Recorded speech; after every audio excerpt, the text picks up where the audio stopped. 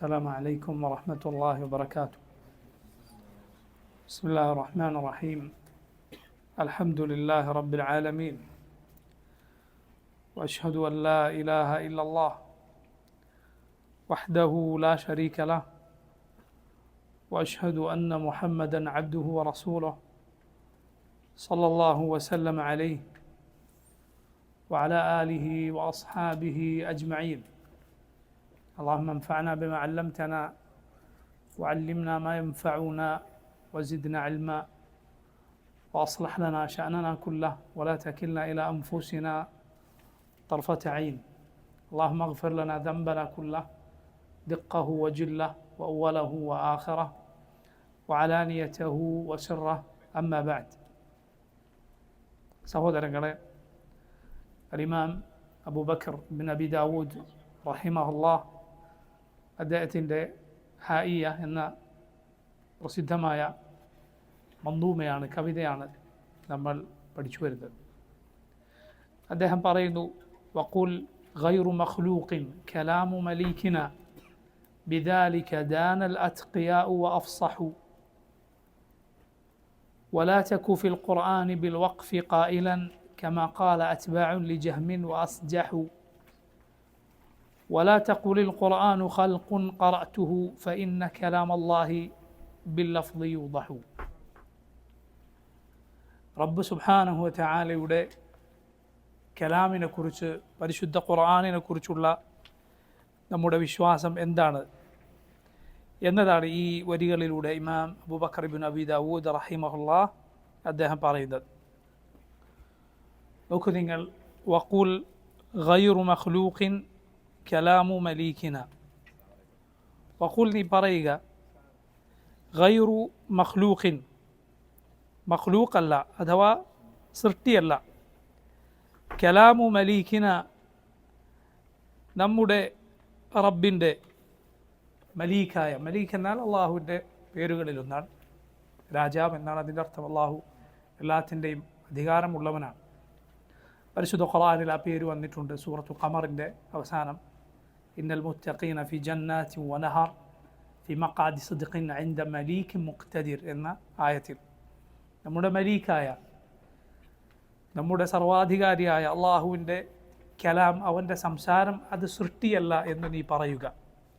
ബിദാലിക, അതാണ്, ഈ വിശ്വാസമാണ്, ദാനൽ അത്ഖിയാഉ, അള്ളാഹുവിനെ സൂക്ഷിച്ച് ജീവിച്ചവർ അവരുടെ ദീനായി, അവരുടെ വിശ്വാസമായി വെച്ചു പുലർത്തിയത് ഈ വിശ്വാസമാണ്. വഅഫ്സഹു, അവർ ഏറ്റവും സ്പഷ്ടമായി പറഞ്ഞത് ഈ വിശ്വാസമാണ്. നോക്കൂ നിങ്ങൾ, അള്ളാഹുവിൻ്റെ ഖുർആനിനെ കുറിച്ച് നമ്മുടെ വിശ്വാസം, മുസ്ലിമീങ്ങളുടെ വിശ്വാസം, ഇസ്ലാമിൻ്റെ അധ്യാപനം, അത് റബ്ബിൻ്റെ സംസാരമാണ് എന്നാണ്. ഖുർആൻ അള്ളാഹുവിൻ്റെ സംസാരമാണ്. എന്നാൽ അഹ്ലുസുന്നത്തിൻ്റെ യഥാർത്ഥ വഴിയിൽ നിന്ന്, ഇസ്ലാമിൻ്റെ നേരായ പാതയിൽ നിന്ന് തെറ്റിപ്പോയ ചില കക്ഷികൾ ഖുർആൻ അള്ളാഹുവിൻ്റെ കലാമല്ല, മറിച്ച് റബ്ബിൻ്റെ സൃഷ്ടിയാണ് എന്ന് വാദിച്ചവരാണ്. അങ്ങേയറ്റം അപകടകരവും ഇസ്ലാമിൽ നിന്ന് പുറത്തു പോകുന്നതുമായ വാദമാണ് എന്ത്? ഖുർആൻ അള്ളാഹുവിൻ്റെ സൃഷ്ടിയാണ് എന്ന വാദം. അവർ അത് പറയാനുള്ള കാരണം എന്താണ്? അള്ളാഹു സംസാരിക്കും എന്നതിനെ അവർ അംഗീകരിക്കാൻ തയ്യാറായില്ല. യഥാർത്ഥത്തിൽ നമ്മൾ മുസ്ലിമീങ്ങൾ വിശ്വസിക്കുന്നു, നമ്മുടെ റബ്ബ് അവൻ സംസാരിക്കും. കലാം, സംസാരം എന്നത് അവൻ്റെ വിശേഷണമാണ്. എന്നാൽ ഇത് പറഞ്ഞപ്പോൾ പിൽക്കാലത്ത് നബി സല്ലല്ലാഹു അലൈഹി വസല്ലമയുടെ സഹാബത്തിനോ അവരിൽ നിന്ന് ദീൻ കേട്ട ആദിമ തലമുറക്കോ ഇക്കാര്യത്തിൽ യാതൊരു സംശയവും ഉണ്ടായിരുന്നില്ല.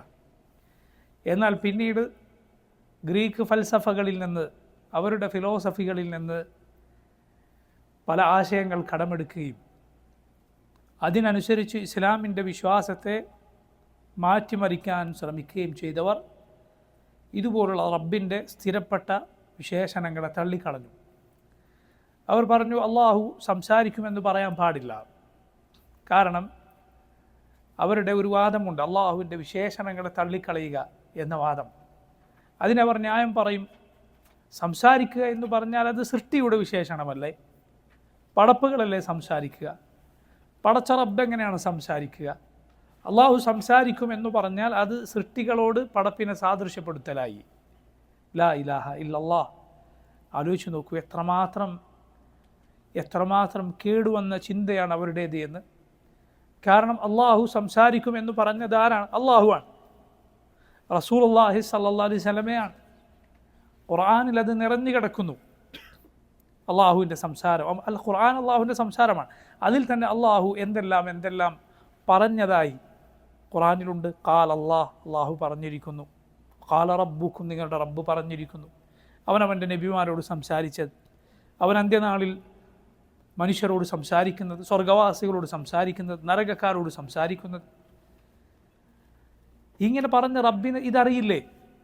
റസൂലുള്ളാഹി സ്വല്ലല്ലാഹു അലൈഹി വസല്ലമക്ക് അറിയില്ലേ റബ്ബിനെ കുറിച്ച് ഇത് പറഞ്ഞാൽ പടപ്പുകളെ പോലെ ആയിപ്പോകുമെന്ന്? അല്ല, തകരാറ് യഥാർത്ഥത്തിൽ ഖുർആനിനോ സുന്നത്തിനോ അല്ല, മറിച്ച് തകരാറ് അവരുടെ ചിന്തക്കാണ്. അവർ സംസാരം എന്ന് പറഞ്ഞ ഉടനെ പടപ്പുകളുടെ സംസാരം എന്ന് ധരിച്ചു വെച്ചു. സൃഷ്ടികളുടേത് പോലെയുള്ള സംസാരം എന്നവർ വിചാരിച്ചു. അല്ല, സൃഷ്ടികൾ വേറെ, ഖാലിഖായ റബ്ബ് വേറെ. അതുപോലെ തന്നെയാണ് സൃഷ്ടികളുടെ വിശേഷണങ്ങൾ വേറെ, ഖാലിഖായ റബ്ബിൻ്റെ വിശേഷണങ്ങൾ വേറെ. റബ്ബും അവൻ്റെ പടപ്പുകളും ഒരുപോലെയല്ല. അതുപോലെ റബ്ബിൻ്റെ വിശേഷണങ്ങളും പടപ്പുകളുടെ വിശേഷണങ്ങളും ഒരുപോലെയല്ല. സഹോദരങ്ങളെ, നമ്മൾ വിശ്വസിക്കുന്നു നമ്മുടെ റബ്ബ് അവൻ സംസാരിക്കും. അവൻ സംസാരിക്കുന്നവനാണ്. അവൻ ഉദ്ദേശിക്കുമ്പോൾ അവൻ സംസാരിക്കും. അവൻ ഉദ്ദേശിക്കുന്ന കാര്യം അവൻ സംസാരിക്കും. അവൻ ഉദ്ദേശിക്കുന്ന അവൻ്റെ പടപ്പുകളെ അവൻ ആ സംസാരം കേൾപ്പിക്കും. നോക്കൂ, എന്താണ് നമ്മൾ വിശ്വസിക്കുന്നത്? നമ്മുടെ റബ്ബ് സുബ്ഹാനഹു വ തആല അവന് കലാമുണ്ടാവും. കലാം അവൻ്റെ വിശേഷണമാണ്. അവൻ സംസാരിക്കും. അവൻ ഉദ്ദേശിക്കുമ്പോൾ അവൻ ഉദ്ദേശിക്കുന്ന കാര്യം, അവൻ ഉദ്ദേശിക്കുന്ന പടപ്പുകളെ അവനത് കേൾപ്പിക്കുകയും ചെയ്യും. റബ്ബ് അവൻ തുടക്കമില്ലാത്തവനാണ്. അതുപോലെ തന്നെ അവൻ്റെ ഏതേത് വിശേഷണങ്ങളും അത് തുടക്കമില്ലാത്തതാണ്. അവനോടൊപ്പം അതുണ്ട്. അവൻ അവസാനിക്കുകയില്ല എന്നതുപോലെ അവൻ്റെ വിശേഷണങ്ങളും അവസാനിക്കുകയില്ല. അതുകൊണ്ടാണ് ഖുർആനിൽ അല്ലാഹു പറഞ്ഞത്, വലൗ അന്നമാ ഫിൽ അർദി മിൻ ഷജറത്തിൻ അഖ്ലാമുൻ والبحر يمده من بعده سبعة أبحر ما نفدت كلمات الله. സൂറത്തുൽ ലുഖ്മാനിൽ അല്ലാഹു പറഞ്ഞു, കടലുകൾ, അതുപോലെ ലോകത്തെ വൃക്ഷങ്ങൾ, കടലുകൾ മഷിയാക്കിയാൽ, അതിൻ്റെ കൂടെ 7 സമുദ്രങ്ങൾ കൂട്ടിച്ചേർത്താൽ, ലോകത്തെ മരങ്ങളെല്ലാം പേനയാക്കിയാൽ, അതുകൊണ്ട് റബ്ബിൻ്റെ കലാം എഴുതാൻ ശ്രമിച്ചാൽ മാ നഫിദത് കലിമാത്തുല്ലാഹ്, അള്ളാഹുവിൻ്റെ സംസാരം അവസാനിക്കുകയില്ല. എന്തുകൊണ്ടാണ്? അവൻ അവസാനമില്ലാത്തവനാണ്, അവൻ അറ്റമില്ലാത്തവനാണ്. ഖുൽ ലൗ കാനൽ ബഹ്റു മിദാദൻ ലികലിമാതി റബ്ബി ലനഫിദൽ ബഹ്റു ഖബ്ല അൻ തൻഫദ കലിമാതു റബ്ബി വലൗ ജിഅ്നാ ബിമിസ്ലിഹി മദദ. സൂറത്തുൽ കഹ്ഫിൽ നമ്മൾ പാരായണം ചെയ്യാറില്ലേ? ഖുൽ ലൗ കാനൽ ബഹ്റു മിദാദൻ ലികലിമാതി റബ്ബി. പറയുക, സമുദ്രം എൻ്റെ റബ്ബിൻ്റെ വാക്കുകൾ എഴുതാനുള്ള മഷിയാക്കിയിരുന്നുവെങ്കിൽ. ഖുൽ ലൗ കാനൽ ബഹ്റു മിദാദൻ ലികലിമാതി റബ്ബി ലനഫിദൽ ബഹ്റു. സമുദ്രം തീർന്നു പോകും എൻ്റെ റബ്ബിൻ്റെ കലിമാത്ത്, അവൻ്റെ വാക്കുകൾ അവസാനിക്കുന്നതിന് മുൻപ്. വലൗ ജിഅ്നാ ബിമിസ്ലിഹി മദദ. സമുദ്രത്തിൻ്റെ അത്രയും വീണ്ടും കൊണ്ടുവന്നാൽ. എന്തുകൊണ്ടാണ്? കാരണം സമുദ്രം ഇത്ര അധികമുണ്ട് എങ്കിലും അത് മഹ്സൂറാണ്, അതിനെണ്ണമുണ്ട്, ഇതിനൊരു കണക്കുണ്ട്. അത് കഴിഞ്ഞാൽ അത് അവസാനിക്കും. കാരണം അതൊരു സൃഷ്ടിയാണ്. സമുദ്രം നോക്കൂ, അത് നമുക്കതിലെ നുരകളോ അതിലെ വെള്ളമോ നമുക്ക് കണക്കാക്കാൻ സാധ്യമല്ല, എങ്കിലും അതിനൊരു കണക്കുണ്ട്. യഥാർത്ഥത്തിൽ അതൊരു നിശ്ചിത അളവിലാണുള്ളത്. അള്ളാഹു നിശ്ചയിച്ച അളവിലാണുള്ളത്. അള്ളാഹു റബ്ബുൽ ആലമീൻ അവൻ പടച്ചതാണ്. എന്നാൽ അള്ളാഹുവിൻ്റെ കലാമാകട്ടെ, അവൻ്റെ സംസാരമാകട്ടെ, അവൻ്റെ സൃഷ്ടിയല്ല, അവൻ്റെ വിശേഷണമാണ്. അവൻ തുടക്കമോ ഒടുക്കമോ ഇല്ലാത്തവനാണ് എന്നതുപോലെ അവൻ്റെ വിശേഷണമായ അവൻ്റെ സംസാരവും തുടക്കമോ ഒടുക്കമോ ഇല്ലാത്തതാണ്. ആ സംസാരം റബ്ബ് സുബ്ഹാനഹു വ തആല അവൻ്റെ പടപ്പുകളിൽ അവൻ ഉദ്ദേശിക്കുന്നവരോട് നടത്തും. ഖുർആൻ അള്ളാഹുവിൻ്റെ കലാമാണ്. ഏതുപോലെ തൗറാത്തും ഇഞ്ചീലും സബൂറും എല്ലാം അള്ളാഹുവിൻ്റെ കലാമായിരുന്നു എന്നതുപോലെ ഖുർആൻ അള്ളാഹുവിൻ്റെ കലാമിലൊന്നാണ്.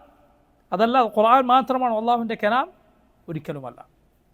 റബ്ബിൻ്റെ കലാം ശർഈയായ അവൻ്റെ കലാമുണ്ട്, കൗനിയായ അവൻ്റെ കലാമുണ്ട്. ശർഈയായ കലാം എന്നാൽ അവൻ്റെ കിതാബുകൾ അവൻ്റെ കലാമാണ്, അവൻ്റെ സംസാരമാണ്. അതുപോലെ നോക്കൂ, പ്രാപഞ്ചികമായ കാര്യങ്ങൾ അവൻ നിശ്ചയിച്ചത് എങ്ങനെയാണ്? അവൻ പറഞ്ഞുകൊണ്ടാണ് ഇന്നമാ അംറുഹു ഇദാ അറാദ ശൈഅൻ അൻ യഖൂല ലഹു കുൻ ഫയകൂൻ. അള്ളാഹുവിൻ്റെ കാര്യം, അവനൊരു കാര്യം ഉദ്ദേശിച്ചാൽ അതിനോട് പറയുക മാത്രമാണ്. കുൻ, നീ ഉണ്ടാവുക എന്ന്, ഫയക്കൂൻ, അപ്പോൾ അതുണ്ടാകും. പറയുകയേ വേണ്ടു റബ്ബ് സുബ്ഹാനഹു വ തആല, അപ്പോൾ അത് ഉണ്ടാകുന്നതാണ്. ലാ ഇലാഹ ഇല്ലല്ലാഹ്. അതുകൊണ്ടാണ് റബ്ബിനെ കുറിച്ച് പറയുന്നത് അതാഉഹു കലാം, അവൻ നിനക്ക് വല്ലതും നൽകണമെങ്കിൽ പറയുകയേ വേണ്ടു. അവനൊന്ന് പറഞ്ഞാൽ സംഭവിക്കാത്തതൊന്നുമില്ല. അവൻ ഉദ്ദേശിക്കുന്നതെന്തും അവൻ കുൻ, ഉണ്ടാകൂ എന്ന് പറയുക മാത്രമേ വേണ്ടൂ, അത് ഉണ്ടാകും. അപ്പോൾ നോക്കൂ, റബ്ബിൻ്റെ സംസാരം അത് തുടക്കമില്ലാത്ത ഒടുക്കമില്ലാത്ത സംസാരമാണ്. അല്ലാഹു റബ്ബുൽ ആലമീൻ ആദം നബി അലൈഹിസ്സലാമിനോട് സംസാരിച്ചിട്ടുണ്ട്, മലായികത്തിനോട് സംസാരിച്ചിട്ടുണ്ട്. വഇദ് ഖാല റബ്ബുക ലിൽ മലായിക, അവൻ മലക്കുകളോട് പറഞ്ഞ സന്ദർഭം. വഖുൽന യാ ആദം, നാം ആദമിനോട് പറഞ്ഞു, യാ ആദം, ഓ ആദം, താങ്കളും താങ്കളുടെ ഇണയും സ്വർഗത്തിൽ താമസിച്ചു കൊള്ളുക. ആദം അലൈഹിസ്സലാമിനോട് റബ്ബ് സംസാരിച്ചതാണ്. നൂഹ് നബിയോട് റബ്ബ് സംസാരിച്ചിട്ടുണ്ട്, ഖുർആനിലുണ്ട്. അല്ലാഹുവിൻ്റെ അംബിയായിനോട് റബ്ബ് സംസാരിച്ചിട്ടുണ്ട്, മലായികത്തിനോട് സംസാരിച്ചിട്ടുണ്ട്, ഇബ്ലീസിനോട് പറഞ്ഞിട്ടുണ്ട്, അന്ത്യനാളിൽ അവൻ സംസാരിക്കും.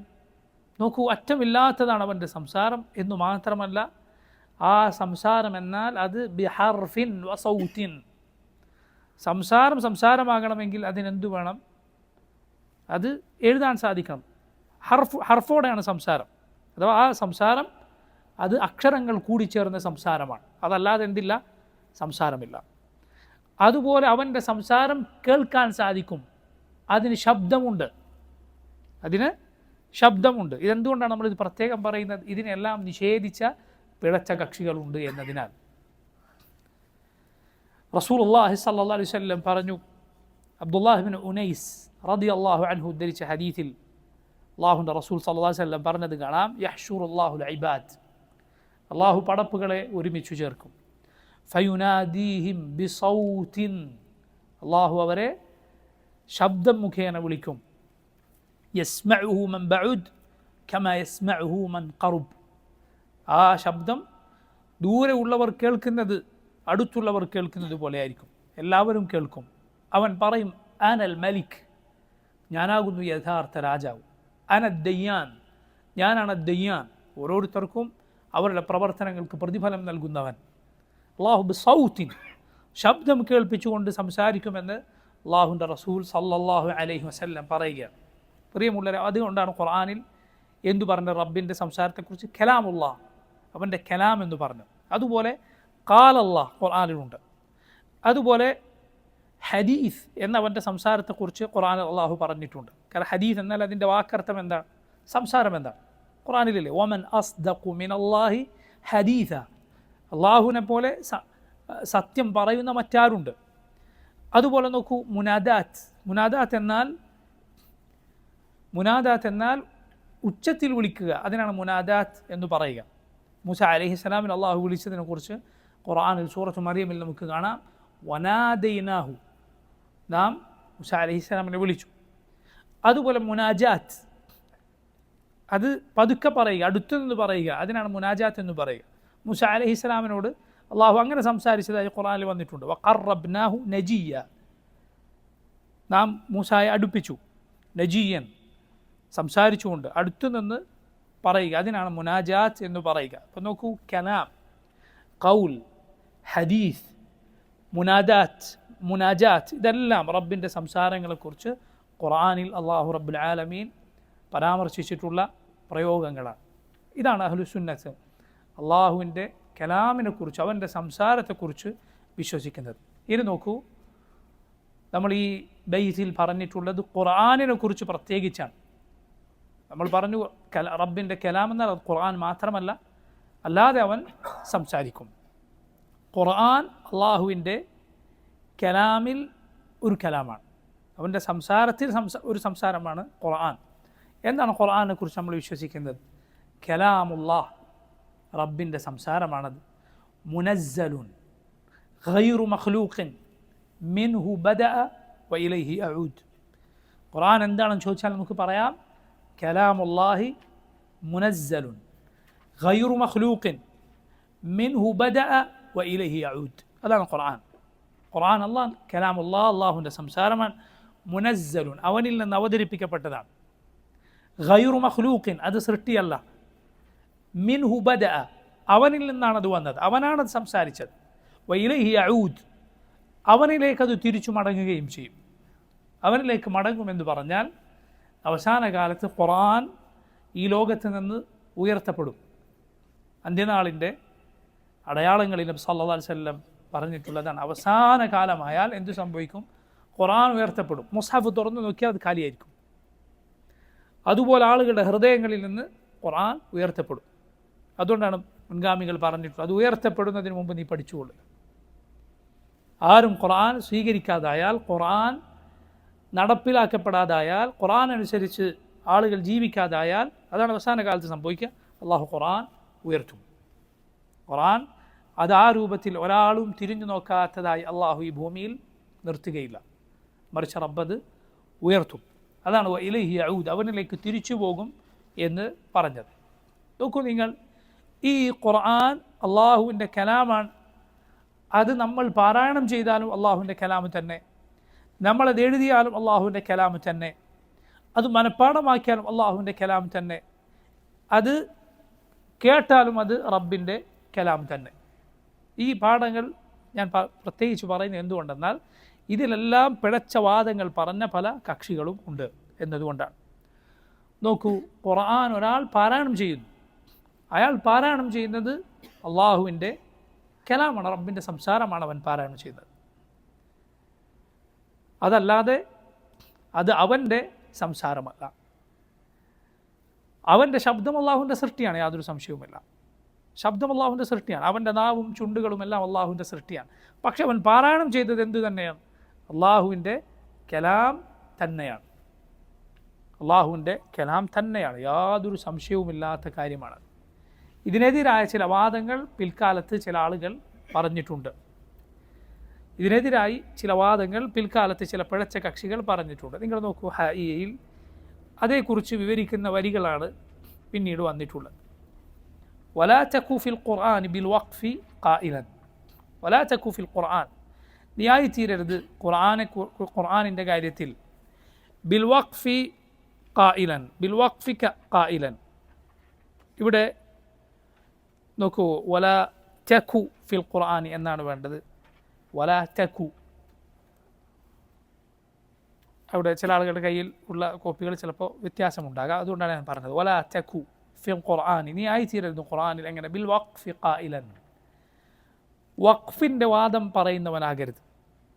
ഇത് ഒരു പഴച്ച വാദമായിരുന്നു പഴയ കാലത്ത്. അവർ ഖുർആൻ അള്ളാഹുവിൻ്റെ സൃഷ്ടിയല്ല എന്ന് ചില ആളുകൾ പറഞ്ഞപ്പോൾ വേറെ ചിലർ പറഞ്ഞു അല്ല, നമ്മൾ പറയും ഖുർആൻ അള്ളാഹുവിൻ്റെ കലാമല്ല സൃഷ്ടിയാണെന്ന് ചിലർ പറഞ്ഞപ്പോൾ മറ്റു ചിലർ പറഞ്ഞു അല്ല, നമ്മൾ പറയും അള്ളാഹുവിൻ്റെ കലാമാണ്, പക്ഷെ സൃഷ്ടിയാണോ അല്ലേ എന്നും നമ്മൾ പറയുകയില്ല, അതിൽ നമ്മൾ മിണ്ടാതിരിക്കും. ഇങ്ങനെ ഒരു ഗുരുതരമായ പിഴച്ചവാദം ചില ആളുകൾ പഴയ കാലത്ത് പറഞ്ഞിട്ടുണ്ടായിരുന്നു. ആ ഗണത്തിൽ നീ പെട്ടുപോകരുത് എന്നാണ് ഇമാം അബൂബക്കർ ബിൻ അബി ദാവൂദ് റഹിമഹുല്ലാഹ് നമ്മെ ഓർമ്മപ്പെടുത്തുന്നത്. കാരണം അത് ബാത്തിലായ വാദമാണ്. അള്ളാഹുവിൻ്റെ സൃഷ്ടിയല്ല എന്ന് തന്നെ ഖുർആനെ കുറിച്ച് വിശ്വസിച്ചിരിക്കണം, അതല്ലാതെ രണ്ടിനും നടുവിൽ ഒരു വാദം ഇല്ല. നമ്മൾ മനസ്സിലാക്കേണ്ടത് എല്ലാ അഭിപ്രായങ്ങളിലും നടുവിൽ നിൽക്കുക എന്നതല്ല ശരി, വളരെ പ്രധാനപ്പെട്ട കാര്യമാണ്. വസതിയ്യ, മധ്യമ നിലപാട് സ്വീകരിക്കുക, മിതത്വം പാലിക്കുക, അതിരുവിടാതിരിക്കുക, ഇതൊക്കെ ഇസ്ലാമിലെ വളരെ പ്രധാനപ്പെട്ട കാര്യമാണ്. പക്ഷേ അതിനർത്ഥം എന്തല്ല, ഏത് രണ്ടഭിപ്രായം ഉണ്ടാലും കണ്ടാലും നമ്മൾ അതിൽ നടുക്ക് നിൽക്കണം എന്നല്ല അതിൻ്റെ അർത്ഥം. മനസ്സിലായില്ലേ? ഒരാൾ പറയുന്ന ഒരു കാര്യം ശരിയാണ്, മറ്റൊരാൾ പറയുന്നത് തെറ്റാണ്. അപ്പോൾ എല്ലാ സ്ഥലത്തും ചിലപ്പോൾ ശരിയുമാകാം, ചിലപ്പോൾ തെറ്റുമാകാം എന്നൊരു നിലപാട് സ്വീകരിക്കലാണോ മധ്യമ നിലപാട്? അല്ല. അല്ല. അല്ലാഹു റബ്ബുൽ ആലമീൻ വസതിയ്യ, മധ്യമ നിലപാടാണ് നമ്മെ പഠിപ്പിച്ചിട്ടുള്ളത്. വകദാലിക ജഅൽനാകും ഉമ്മത വസത, നാം നിങ്ങൾ വസത്തായ ഒരു ഉമ്മത്താക്കിയിരിക്കുന്നു. ഖൈറു ഉമ്മ, ഏറ്റവും നല്ല ഉമ്മത്താക്കിയിരിക്കുന്നു. നബി സല്ലല്ലാഹു അലൈഹി വസല്ലം അതിരു വിടുന്നത് നമ്മെ വിലക്കിയിരിക്കുന്നു. പക്ഷെ അതിനർത്ഥം എന്തല്ല? ഏത് കാര്യത്തിലും നടുവിൽ നിൽക്കാൻ ശ്രമിക്കണം എന്നല്ല. വളരെ ശ്രദ്ധിക്കുക. മറിച്ച് നമ്മൾ എന്താണ് ശ്രദ്ധിക്കേണ്ടത്? ഏതേത് അഭിപ്രായ വ്യത്യാസങ്ങളിലും കിതാബിൻ്റെയും സുന്നത്തിൻ്റെയും പാഠം എന്തോ, ഖുർആനിൻ്റെയും സുന്നത്തിൻ്റെയും വഴി എന്തോ അത് സ്വീകരിക്കുക. അത് സ്വീകരിച്ചാൽ സ്വാഭാവികമായി നീ എവിടെ എത്തിച്ചേരും? വാസത്തിൽ എത്തിച്ചേരും, മധ്യമ നിലപാടിലായിരിക്കും. മധ്യമ നിലപാട് സ്വീകരിക്കുക എന്നത് നമ്മുടെ ലക്ഷ്യമല്ല, മറിച്ച് അത് നമ്മൾ എത്തിച്ചേരുന്ന ഫലമാണ്. നമ്മുടെ ലക്ഷ്യം എന്താണ്? ഖുർആനും സുന്നത്തും സ്വീകരിക്കലാണ്. ഖുർആനും സുന്നത്തും നീ പിൻപറ്റിയാൽ നീ സ്വാഭാവികമായി ഏത് വിഷയത്തിലും എവിടെയായിരിക്കും? വസത്തിലായിരിക്കും, മധ്യമ നിലപാടിലായിരിക്കും. അത് നതീജയാണ്, അത് ഫലമാണ്. അതല്ല നമ്മുടെ ലക്ഷ്യം. നമ്മുടെ ലക്ഷ്യം ഖുർആനും സുന്നത്തും സ്വീകരിക്കണം. നബി സല്ലല്ലാഹു അലൈഹി വസല്ലമയുടെ സഹാബത്ത് അത് മനസ്സിലാക്കിയതുപോലെ മനസ്സിലാക്കലാണ്. അങ്ങനെ നീ മനസ്സിലാക്കിയാൽ പിഴച്ച കക്ഷികൾ നിന്നെ ചിലപ്പോൾ പല പേരുകളിൽ വിശേഷിപ്പിച്ചേക്കും. വളരെ തീവ്രത പുലർത്തുന്ന ആളുകൾ നിന്നെ ഒരു ശ്രദ്ധയുമില്ലാത്ത തസാഹുലിൻ്റെ, തമയ്യുഇൻ്റെ, വെള്ളം ചേർക്കുന്ന ആളായി വിശേഷിപ്പിച്ചേക്കാം. വെള്ളം ചേർക്കുന്ന സ്വഭാവമുള്ള കക്ഷികൾ നിന്നെ തീവ്രവാദിയായി വിശേഷിപ്പിച്ചേക്കാം. നീ മധ്യമ നിലപാട് സ്വീകരിച്ചാൽ, നീ ഹക്കിൻ്റെ വഴി സ്വീകരിച്ചാൽ സ്വാഭാവികമായ മധ്യമ നിലപാടിൽ എത്തിച്ചേരും. നമ്മൾ മനസ്സിലാക്കേണ്ട വളരെ പ്രധാനപ്പെട്ട പാഠമാണ്.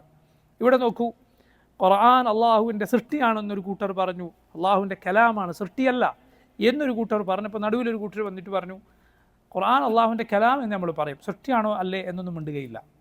അങ്ങനെ നീ ആകരുത്. അത് അങ്ങേയറ്റം വഴിപിഴച്ച വാദമാണ്. കാരണം അത് നബി സല്ലല്ലാഹു അലൈഹി വസല്ലം സഹാബത്ത് പഠിപ്പിക്കാത്ത വാദമാണ്. കമാ ഖാല അത്ബാഉ ലിജഹ്മിൻ, ജഹ്മ് ഇബ്നു സഫ്വാൻ എന്ന പഴയ കാലത്ത് ജീവിച്ച വളരെ വഴിപിഴച്ച ഒരാൾ, ഇൻഷാ അല്ലാഹ് അതേക്കുറിച്ച് നമുക്ക് പറയാം. അയാളുടെ അനുയായികൾ പറഞ്ഞതുപോലെ വാസ് ജഹു, അവർ അതിലൊരു ചായ്വ് കാണിച്ചു. അങ്ങനെ നീ ആകരുത്. ഇനി നോക്കൂ, ശ്രദ്ധിക്കുക. വലാ തഖുലിൽ ഖുർആനു ഖൽഖുൻ ഖറഅതുഹു, നീ പറയരുത് ഖുർആൻ ഞാൻ ഓതിയാൽ അത് സൃഷ്ടിയാണ് എന്ന് പറയരുത്. ഫഇന്ന കലാമല്ലാഹി ബില്ലഫ്ദി യൂദഹു, കാരണം അള്ളാഹുവിൻ്റെ കലാം, അള്ളാഹുവിൻ്റെ സംസാരം ബില്ലഫ്ദി യൂദഹു, അത് പറഞ്ഞാലാണ് ആളുകൾക്ക് കേൾക്കാൻ സാധിക്കുക, എങ്കിലാണത് വ്യക്തമാവുക. എന്താണ് ഈ പറഞ്ഞത്? നോക്കൂ നിങ്ങൾ, പരിശുദ്ധ ഖുർആനിൽ അള്ളാഹു പറയുകയാണ്, വഇൻ അഹദും മിനൽ മുശ്രികീന ഇസ്തജാറക ഫഅജിർഹു ഹത്താ യസ്മഅ കലാമല്ലാഹ്.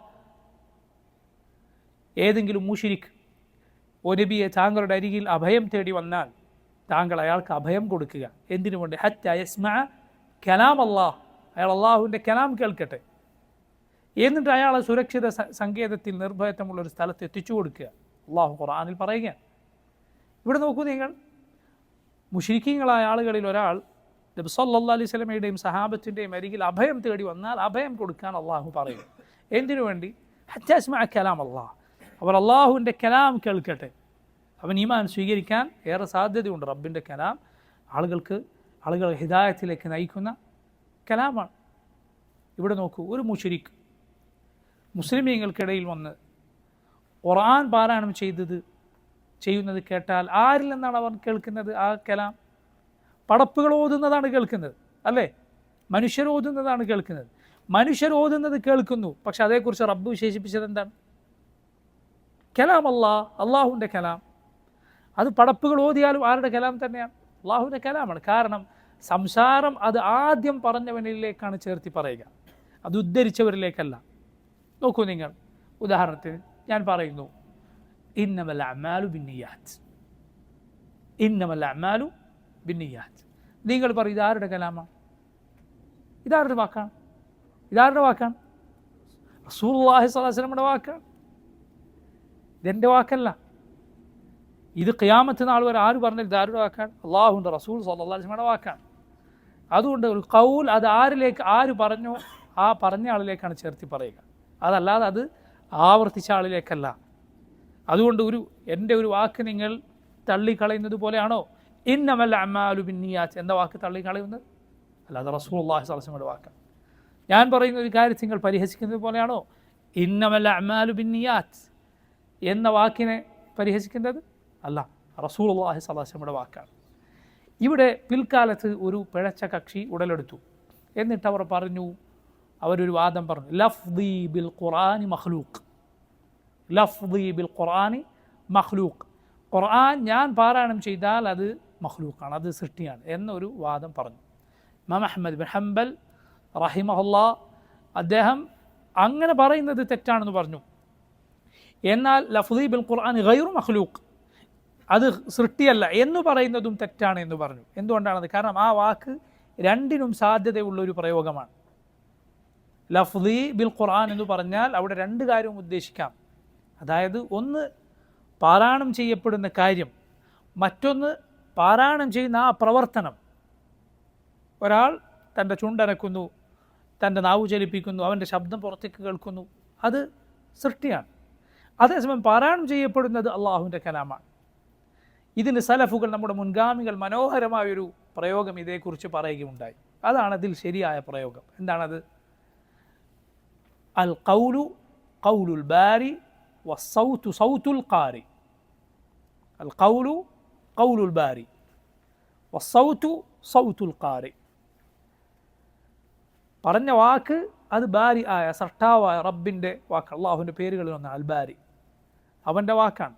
എന്നാൽ വസ്സൗതു ശബ്ദം സൗതുൽ ഖാരി, ആരുടെ ശബ്ദമാണ്? ഓതിയ ഖാരിൻ്റെ ശബ്ദമാണ്.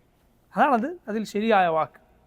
അതല്ലാതെ നോക്കൂ, അഹ്ലുസുന്നത്തും ബിദ്അത്തുകാരും തമ്മിൽ ഉണ്ടായ കടുത്തൊരു അഭിപ്രായ വ്യത്യാസത്തിൽ രണ്ടിനും സാധ്യതയുള്ളൊരു വാക്ക്, എവിടെയും തട്ടാത്തൊരു വാക്ക് പറയുക പാടില്ല. നമുക്ക് വ്യക്തത ഉണ്ടായിരിക്കണം. അതുകൊണ്ടാണ് നോക്കൂ, നമ്മുടെ വിശ്വാസം എന്താണ് ശരിക്കും ശ്രദ്ധിക്കുക. ഖുർആൻ ഒരാൾ ഓതിയാലും ഒരു മനുഷ്യൻ പാരായണം ചെയ്താലും ആ പാരായണം ചെയ്യുന്നത് അള്ളാഹുവിൻ്റെ കലാമാണ്. അവൻ ഓതിയത് അവൻ്റെ കലാമല്ല, മറിച്ച് അള്ളാഹുവിൻ്റെ കലാമാണ്. മുസ്ഹഫിൽ ഒരാൾ ഖുർആൻ എഴുതുന്നു, അവൻ എഴുതിയത് എന്താണ്? യഥാർത്ഥത്തിൽ അള്ളാഹുവിൻ്റെ കലാമാണ് എഴുതിയത്. ഒരാൾ കേൾക്കുന്നു ഖുർആൻ, അവൻ കേൾക്കുന്നത് അള്ളാഹുവിൻ്റെ കലാമാണ്. ഒരാൾ മനഃപ്പാഠമാക്കുന്നു, ഹിഫ്ളാക്കുന്നു, അവൻ എന്താണ് മനഃപ്പാഠമാക്കുന്നത്? അള്ളാഹുവിൻ്റെ കലാമാണ് അവൻ മനഃപ്പാഠമാക്കുന്നത്. എന്നാൽ ഇങ്ങനെയൊക്കെ ചെയ്താൽ അത് അള്ളാഹുവിൻ്റെ കലാമല്ലാതായിത്തീരും എന്ന പിഴച്ച വാദം പല പിഴച്ച കക്ഷികൾക്കുമുണ്ട്. ഈയിടെ നിരീശ്വരവാദികളുമായി സംവാദമൊക്കെ നടത്തിയ ഒരു മുസ്ലിയാർ പറയുകയുണ്ടായി, ലാ ഇലാഹ ഇല്ലല്ലാഹ് എന്ത് വഴിപിഴച്ച വാദമാണെന്ന് ചിന്തിച്ച് നോക്കണം നിങ്ങൾ.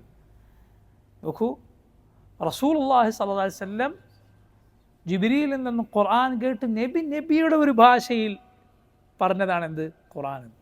ലാ ഇലാഹ ഇല്ലല്ലാഹ് അങ്ങേയറ്റത്തെ വഴിപിഴച്ചു. അത് ഈ അശാരികളുടെ പിഴച്ചവാദമാണ്. കാരണം നമ്മൾ ഖുർആൻ ഓതിയാൽ അള്ളാഹുവിൻ്റെ കലാം എന്നാൽ അത് ശബ്ദമോ അതുപോലെ ഹർഫോ അക്ഷരമോ ഒന്നുമില്ലാത്തൊരു കലാമാണ്. പിന്നെ പടപ്പുകൾ ഓതുന്നത് അതിൻ്റെ ഒരു ഇബാർ, അതിൻ്റെ ഒരു പതിപ്പ് മാത്രമാണ്. ഇത് യഥാർത്ഥത്തിൽ സുബ്ഹാനല്ലാഹ് നസ്രാനികൾ പറഞ്ഞതുപോലെയാണ്. അവർ ഈസാ അലൈഹിസ്സലാമിനെ കുറിച്ച് ചോദിച്ചാൽ പറയും ഒരർത്ഥത്തിൽ മനുഷ്യനാണ്, മറ്റൊരർത്ഥത്തിൽ ദൈവമാണ്. ആളത്വത്തിൽ അങ്ങനെ, മറ്റൊരർത്ഥത്തിൽ ഇങ്ങനൊരു വാദമുണ്ട് അവർക്ക്. രണ്ടും പറയുകയില്ല എന്നതുപോലെയാണ്. ഇതിലും നല്ലത് ഖുർആൻ അള്ളാഹുവിൻ്റെ കലാമല്ല, സൃഷ്ടിയാണെന്ന് പറയലാണ്. ഫലത്തിൽ അവർ അതാണ് ഈ പറഞ്ഞത്. ഈ വാദം സുബ്ഹാനല്ലാഹ് ഈ രൂപത്തിൽ നമ്മുടെ നാട്ടിലൊക്കെ ഉള്ള ഒരുപാട് ആളുകൾക്ക് ഉണ്ട്. കാരണം സാധാരണക്കാരുടെ കാര്യമല്ല ഞാൻ പറയുന്നത്.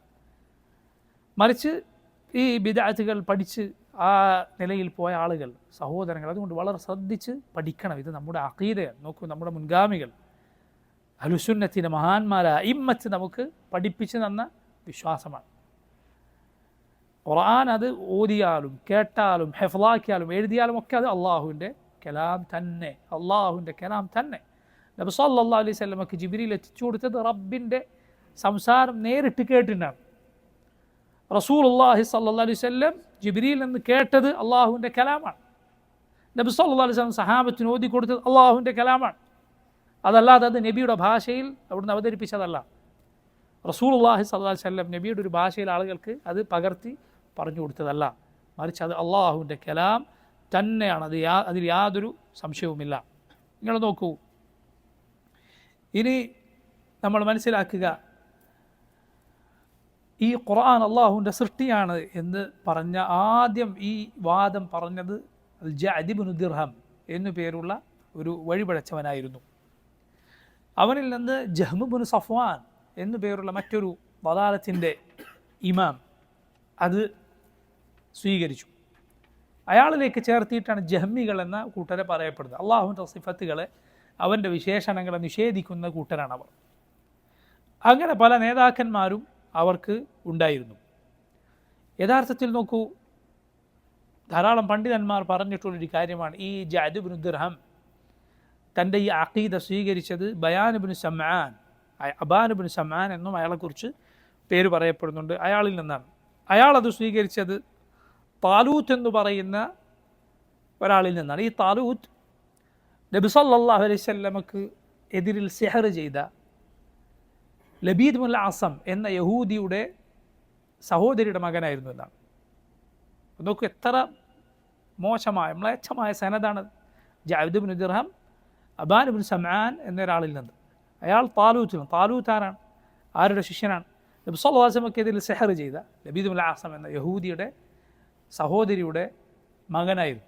കാരണം യഹൂദികൾക്ക് തൗറാത്ത് അള്ളാഹുവിൻ്റെ സൃഷ്ടിയാണെന്ന വാദമുണ്ട്. തൗറാത്ത് അള്ളാഹുവിൻ്റെ കലാമല്ല, സൃഷ്ടിയാണെന്ന വാദമുണ്ട്. അവരിൽ നിന്നാണിത് വന്നിട്ടുള്ളത്. ഇങ്ങനെ ഈ ജഹ്മു ബിൻ സഫ്വാൻ ഈ വാദം അയാളിലൂടെ ഈ ഉമ്മത്തിൽ പ്രചരിച്ചു. അത് ഈ ഉമ്മത്തിൽ ധാരാളമായി പടർന്നു. നിങ്ങൾ വിചാരിക്കുന്നുണ്ടോ ഇതൊക്കെ അസ്തമിച്ചു പോയ ബിദ്അത്താണ് എന്ന്? ഇതൊക്കെ ദുനിയാവിൽ ഇല്ലാതായിപ്പോയി എന്ന്? ഒരിക്കലുമല്ല. ഇതങ്ങനെ തന്നെ വാദിക്കുന്ന ആളുകൾ ഇന്ന് ലോകത്തുണ്ട്. റാഫിദികൾ, ഷിയകൾ വാദക്കാരാണ്. അള്ളാഹുവിൻ്റെ സൃഷ്ടിയാണ് ഖുർആൻ എന്ന വാദക്കാരാണ്. ഇബാദികൾ വാദക്കാരെ ശക്തമായി അത് വാദിക്കുന്ന ആളുകളാണ്. ഖുർആൻ അള്ളാഹുവിൻ്റെ സൃഷ്ടിയാണ് എന്ന് വാദിക്കുന്നവരാണ്. ഈ ഫിത്ന മുസ്ലിം ഉമ്മത്തിൽ ഒരു കാലത്ത് കൊട്ടാരങ്ങൾ, അതുപോലെ എല്ലാവിധ മസ്ജിദുകൾ, മദ്രസകൾ ഇവിടെയെല്ലാം വ്യാപിച്ച് ഇത് സ്വീകരിക്കാത്തവരെ കൊല്ലുന്ന, ഇത് സ്വീകരിക്കാത്തവരെ പീഡിപ്പിക്കുന്ന, ഉപദ്രവിക്കുന്ന അവസ്ഥയിൽ വരെ എത്തിയിരുന്നു ഈ ബിദ്അത്ത്. അന്ന് സുബ്ഹാനല്ലാഹ് ഇമാം അഹ്മദ് ബിൻ ഹംബൽ റഹിമഹുല്ലാഹ്, ഇമാം സുന്ന, അദ്ദേഹം സ്വീകരിച്ച അങ്ങേയറ്റത്തെ ശക്തമായ നിലപാട് കൊണ്ട് അല്ലാഹു റബ്ബുൽ ആലമീൻ ആ വാദത്തെ അങ്ങേയറ്റം ദുർബലമാക്കി കളഞ്ഞു. അതുകൊണ്ടാണ് പണ്ഡിതന്മാർ പറഞ്ഞത്, രണ്ടുപേർ അങ്ങേയറ്റത്തെ കടുത്ത പരീക്ഷണത്തിൻ്റെ സമയത്ത് ഹക്കിൽ ഉറച്ചു നിൽക്കുകയും ഈ ഉമ്മത്ത് നേരായ വഴിയിൽ ഉറച്ചു നിൽക്കാൻ കാരണമാവുകയും ചെയ്തിട്ടുണ്ട്. അതിലൊന്ന് അബൂബക്കർ സിദ്ദീഖ് റളിയല്ലാഹു അൻഹു ഇൻദ റിദ്ദ. നബി സല്ലല്ലാഹു അലൈഹി വസല്ലമയുടെ വഫാത്ത് എന്ന അങ്ങേയറ്റത്തെ പ്രയാസകരമായ സമയത്ത് ഒരുപാട് ആളുകൾ ഇസ്ലാമിൽ നിന്ന് തിരികെ കുഫറിലേക്ക് പോയി. ചില ആളുകൾ ഞങ്ങൾ ഇതിന് സക്കാത്ത് കൊടുക്കുകയില്ല എന്ന് പറഞ്ഞു. ഇങ്ങനെ അങ്ങേയറ്റം ആളുകൾ എന്തു ചെയ്യണമെന്നറിയാത്തൊരവസ്ഥയിൽ ഹക്കിൻ്റെ വഴിയിൽ അങ്ങേയറ്റത്തെ ദൃഢതയോടെ, സ്ഥൈര്യത്തോടെ ഉറച്ചു നിന്നു ആര്? അബൂബക്കർ സിദ്ദീഖ് റളിയല്ലാഹു അൻഹു. ഉമർ ഇബ്നുൽ ഖത്താബ് റളിയല്ലാഹു അൻഹു വരെ ചോദിച്ചില്ലേ, എങ്ങനെയാണ് ലാ ഇലാഹ ഇല്ലല്ലാഹ് പറഞ്ഞൊരു കൂട്ടരോട് നിങ്ങൾ യുദ്ധം ചെയ്യുക? സക്കാത്ത് തരില്ല, അത് നിഷേധിച്ച ആളുകളോട് യുദ്ധം ചെയ്യാൻ അബൂബക്കർ സിദ്ദീഖ് റളിയല്ലാഹു അൻഹു ഉത്തരവിട്ടു. അബൂബക്കർ സിദ്ദീഖ് ഉമറിനോട് മറുപടി പറഞ്ഞു, വല്ലാഹി ലൗ മനഊനി ഇഖാലൻ കാനു യുഅതൂനഹു ഇലാ റസൂലില്ലാഹി സ്വല്ലല്ലാഹു അലൈഹി വസല്ലം ലഖാതൽതുഹും അലാ മനഇഹി. അള്ളാഹുവിൻ്റെ റസൂലിന് അവർ സക്കാത്തായി കൊടുത്തിരുന്ന ഒരു ഒട്ടകത്തെ കെട്ടാനുള്ള കയറാണ് എനിക്ക് തരികയില്ല എന്നവർ പറയുന്നത് എങ്കിൽ അതിൻ്റെ പേരിലും ഞാൻ അവരോട് യുദ്ധം ചെയ്യുമായിരുന്നു. ഉമർ ഇബ്നുൽ ഖത്താബ് പറഞ്ഞ അബൂബക്കർ സിദ്ദീഖിൻ്റെ ശക്തമായ നിലപാട് കണ്ടപ്പോൾ എനിക്ക് മനസ്സിലായി അതാണ് സത്യമെന്ന്. 2 വർഷം സല്ലല്ലാഹു അലൈഹി വസല്ലമക്ക് ശേഷം 2 വർഷമാണ് അബൂബക്കർ സിദ്ദീഖ് ജീവിച്ചത്. ഈ ഉമ്മത്തിലെ ഫിത്നകളെ അബൂബക്കർ സിദ്ദീഖ് റളിയല്ലാഹു അൻഹു ആ സ്ഥൈര്യമാർന്ന നിലപാട് കൊണ്ട് തുടച്ചു നീക്കുകയുണ്ടായി. രണ്ടാമത്തെ ഉമ്മത്തിൽ വലിയ ദീർഘകാലത്തേക്കുള്ള ഫലമുണ്ടാക്കിയ ശക്തമായ നിലപാട് സ്വീകരിച്ചത് ഇമാം സുന്ന അഹ്മദ് ബിൻ ഹംബൽ റഹിമഹുല്ലാഹ് അദ്ദേഹമായിരുന്നു. എന്തായിരുന്നു സഹോദരങ്ങൾ ആ ഫിത്ന? ആ ചരിത്രം നമ്മൾ ശരിക്കും പഠിക്കേണ്ടതുണ്ട്, മനസ്സിലാക്കേണ്ടതുണ്ട്. എങ്കിലാണ് നമുക്കതിൻ്റെ ഗൗരവം മനസ്സിലാവുക. ഹിജറ 218 മുതൽ ഹിജറ 237 വരെ ആ ഫിത്ന കടുത്ത കാലഘട്ടമായിരുന്നു. ആ കാലത്ത് അബ്ബാസി ഖലീഫമാരിൽപ്പെട്ട മഅ്മൂൻ ഇബ്ൻ ഹാറൂൻ എന്ന ഖലീഫയായിരുന്നു ഭരണം നടത്തിയിരുന്നത്. ശ്രദ്ധിക്കണം, നബി സല്ലല്ലാഹു അലൈഹി വസല്ലമയുടെ കാലം കഴിഞ്ഞ് 4 ഖുലഫാഇൻ്റെ കാലം വന്നു. പിന്നീട് ഹസൻ ബിൻ അലി റളിയല്ലാഹു അൻഹു ഭരണത്തിലുണ്ടായിരുന്നു. പിന്നീട് സുദീർഘമായ 19 വർഷത്തിൽ ഏതാണ്ട് 19 വർഷം മുആവിയ ബിൻ അബി സുഫിയാൻ റളിയല്ലാഹു അൻഹു ഭരണം നടത്തി. പിന്നീട് ധാരാളം വർഷങ്ങൾ ഭരണം നടത്തിയത് മുആവിയ റളിയല്ലാഹു അൻഹുവിൻ്റെ കുടുംബം ആയിരുന്ന ബനു ഉമയ്യയായിരുന്നു. അതിനുശേഷം ബനുൽ അബ്ബാസ് നൂറ്റാണ്ടുകൾ മുസ്ലിം ഉമ്മത്തിൽ ഭരണം നടത്തുകയുണ്ടായി. ഈ കാലഘട്ടത്തിൽ വന്ന ഖലീഫമാരെല്ലാം അഹ്ലുസുന്നത്തിൻ്റെ വഴിയിൽ തന്നെയായിരുന്നു. ഭരണാധികാരികളും രാജാക്കന്മാരുമാകുന്ന ആളുകൾക്ക് പൊതുവെ ഉണ്ടാകാറുള്ള പാളിച്ചകളും മറ്റും ആ കാലത്തെ ഭരണാധികാരികൾക്ക് ഉണ്ടായിരുന്നുവെങ്കിലും പൊതുവെ ഇവരെല്ലാം അഹ്ലുസുന്നത്തിൻ്റെ വഴിയിലായിരുന്നു. ആരുവരെ? ഹാറൂൺ റഷീദ് റഹിമഹുല്ലാ അദ്ദേഹം പറയും. ഹാറൂൺ റഷീദ് വളരെ പ്രസിദ്ധനായ ഖലീഫയാണ്. അദ്ദേഹത്തിൻ്റെ ധാരാളം അദ്ദേഹത്തോളം മുസ്ലിം ഉമ്മത്തിൽ അറിയപ്പെട്ട ഖലീഫ ഉണ്ടാകുമ്പോൾ എന്ന് സംശയമാണ്, എന്ന് പറഞ്ഞാൽ മുസ്ലിങ്ങളല്ലാത്തവർക്കിടയിൽ പോലും. കാരണം പിന്നീട് എഴുതപ്പെട്ട ചില കഥകൾ, ആ കഥകൾ സത്യം ആയ കഥകളല്ല, മറിച്ച് കെട്ടുകഥകളാണ്. അത് കേട്ടിട്ടുണ്ട്, അൽഫുലൈല വലൈല, 1001 രാവുകൾ എന്ന പേരിൽ 1001 കഥകൾ പിൽക്കാലത്തെ ആളുകൾ എഴുതിയിട്ടുണ്ട്. അതിൽ പലതിലും അവർ കഥാ സന്ദർഭമായി വച്ചിട്ടുള്ളത് ഹാറൂൺ റഷീദിൻ്റെ കൊട്ടാരവും അവിടെ നടന്ന കഥകളാണ്, വെറും കഥകളാണ്, കെട്ടുകഥകളാണ്. പക്ഷേ ആ കഥകളിൽ പലപ്പോഴും അവർ ആരെ വെച്ചു? ഹാറൂൺ റഷീദ് റഹിമഹുല്ലാ അദ്ദേഹത്തെ വെച്ചു. ഈ കാരണത്താൽ മുസ്ലിമീങ്ങൾക്കല്ലാത്തവർക്കിടയിൽ പോലും പേര് വളരെ പ്രസിദ്ധമാണ്. അദ്ദേഹം അഹ്ലുസുന്നത്തിൽപ്പെട്ട ഖലീഫമാരിൽ ഒരാളായിരുന്നു ഹാറൂൺ റഷീദ് റഹിമഹുല്ലാ. ശക്തനായ ഭരണാധികാരി, ഒരുപാട് ഇടങ്ങൾ, വിദൂരമായ ദേശങ്ങൾ ആ കാലത്ത് ഇസ്ലാമിൻ്റെ കീഴിലായിരുന്നു. അദ്ദേഹത്തിൻ്റെ മകൻ, അദ്ദേഹത്തിന് അറിയപ്പെട്ട 2 മക്കളുണ്ടായിരുന്നു, ഒന്ന് അമീനും മഅ്മൂനും. അമീൻ, മഅ്മൂൻ. ഇതിൽ മഅ്മൂനിൻ്റെ ഭരണത്തിൽ അദ്ദേഹം സലഫുസ്സാലിഹുകളുടെ മൻഹജിൽ നിന്ന്, അഹ്ലുസുന്നത്തിൻ്റെ വഴിയിൽ നിന്ന് തെറ്റിപ്പോവുകയുണ്ടായി. ബിശ്ർ അൽ മരീസി എന്നു പേരുള്ള, അല്ലെങ്കിൽ ബിശ്ർ അൽ മരീസി എന്നു പേരുള്ള ഒരു ബിദ്അത്തിൻ്റെ, കടുത്ത ബിദ്അത്തിൻ്റെ നേതാവിൻ്റെ സ്വാധീനത്തിൽ ഇദ്ദേഹം പെട്ടുപോയി. അങ്ങനെ അള്ളാഹുവിൻ്റെ സിഫത്തുകൾ അദ്ദേഹം നിഷേധിച്ചു. അള്ളാഹുവിനെ കാണുകയില്ല, അള്ളാഹുവിന് സംസാരമില്ല, റബ്ബിൻ്റെ ധാരാളക്കണക്കിന് വിശേഷണങ്ങളെ തള്ളിക്കളയുന്ന മദ്ഹബ് അയാൾ സ്വീകരിച്ചു. എന്നു മാത്രമല്ല, മഅ്മൂൻ അതിൻ്റെ പേരിൽ ആവേശം കൊള്ളുകയും അത് തൻ്റെ സാമ്രാജ്യത്തിൽ മുസ്ലിം ഉമ്മത്തിനിടയിൽ നടപ്പിലാക്കാൻ തീരുമാനിക്കുകയും ചെയ്തു. മഅ്മൂനിനെ കുറിച്ച് പണ്ഡിതന്മാർ പറയുന്നത് കാണാം, മസ്ജിദുകളുടെ പുറത്ത് അയാൾ എഴുതി വെക്കാൻ ഉത്തരവിട്ടു, ലാ ഇലാഹ ഇല്ലല്ലാഹ് റബ്ബുൽ ഖുർആനി വഖാലിഖുഹു. ലാ ഇലാഹ ഇല്ലല്ലാഹ് റബ്ബുൽ ഖുർആൻ, ഖുർആനിൻ്റെ റബ്ബും ഖുർആനിൻ്റെ സൃഷ്ടാവുമായ അള്ളാഹു എന്ന്. സുബ്ഹാനല്ലാഹ്. കേൾക്കുമ്പോൾ ചിലപ്പോൾ ആളുകൾക്ക് തോന്നുന്നു ഇത്ര മനോഹരമായ വാക്കാണ്. തികഞ്ഞ കുഫറാണത്, പച്ചയായ കുഫറാണ്. ഖുർആനിൻ്റെ റബ്ബല്ല അള്ളാഹു, ഖുർആനിൻ്റെ ഖാലിഖല്ല, മറിച്ച് ഖുർആൻ അള്ളാഹുവിൻ്റെ സംസാരമാണ്, റബ്ബിന് അവൻ്റെ വിശേഷണമാണത്. ഇങ്ങനെ എഴുതി വെക്കാൻ പോലും ഉത്തരവിട്ടു എന്നാണ്. അത്രയും ശക്തമായി അത് നടപ്പിലാക്കാൻ തീരുമാനിച്ചു. പ്രത്യേകിച്ച് വളരെ പ്രയാസകരമായ ഒരു കാര്യം, മഅ്മൂൻ ഈ വാദം സ്വീകരിച്ചത് അയാളുടെ ജീവിതത്തിൻ്റെ അവസാന കാലത്തായിരുന്നു എന്നതാണ്. മരണത്തോടടുത്ത കാലത്ത്. അതൊക്കെ ഒരാൾ വഴിതെറ്റിപ്പോകുന്നത്, അതും ജീവിതത്തിൻ്റെ അവസാനം അതിലായി മരിച്ചു പോവുക എന്നത് എത്ര മോശം കാര്യമാണ്. എന്നു മാത്രമല്ല, തൻ്റെ സഹോദരൻ മുഅ്തസിം ഇബ്ൻ ഹാറൂൺ റഷീദ്, മുഅ്തസിമിനോട് വസിയത്ത് പറഞ്ഞിട്ടാണ് മരിച്ചത്. ഈ ബിദ്അത്തിൻ്റെ നേതാവായ അഹ്മദ് ഇബ്ൻ അബി ദാവൂദ് എന്ന ഒരു പണ്ഡിതനുണ്ട്. ഇമാം അഹ്മദ് ബിൻ ഹംബലിന് എതിരാളിയായി ഉണ്ടായിരുന്നത് മറ്റൊരു അഹ്മദാണ്. പക്ഷെ ഒന്ന് അഹ്മദ് അസുന്ന, മറ്റൊന്ന് അഹ്മദ് ബിദ്അത്തിൻ്റെ അഹ്മദാണ്. അഹ്മദ് ബിൻ അബി ദാവൂദ് എന്നായിരുന്നു അയാളുടെ പേര്. അഹ്മദ് ബിൻ അബി ദാവൂദിന് രാജസന്നിധിയിൽ, സാമ്രാജ്യത്തിൽ വലിയ സ്ഥാനം കൊടുക്കാനും മറ്റും സഹോദരനോട് വസിയത്ത് ചെയ്തിട്ടാണ് മഅ്മൂൻ മരണപ്പെട്ടത്. രണ്ടാമത് ഈ ഫിത്ന നടപ്പിലാക്കിയ ഭരണാധികാരി മഅ്മൂന് ശേഷം ഭരണമേറ്റെടുത്ത മഅ്മൂൻ്റെ സഹോദരൻ മുഅ്തസിമായിരുന്നു, മുഅ്തസിം ഇബ്ൻ ഹാറൂൺ. ഈ മുഅ്തസിമിൻ്റെ മജ്ലിസിലാണ്, ശ്രദ്ധിക്കുക, മുഅ്തസിമിൻ്റെ മജ്ലിസിലാണ് ഇമാം അഹ്മദ് ബിൻ ഹംബലിനെ ക്രൂരമായി ഉപദ്രവിച്ചത്. ഇമാം അഹ്മദിനെ ചാട്ടവാർ കൊണ്ട് അടിച്ചതെല്ലാം ഈ മുഅ്തസിമിൻ്റെ കാലഘട്ടത്തിലായിരുന്നു.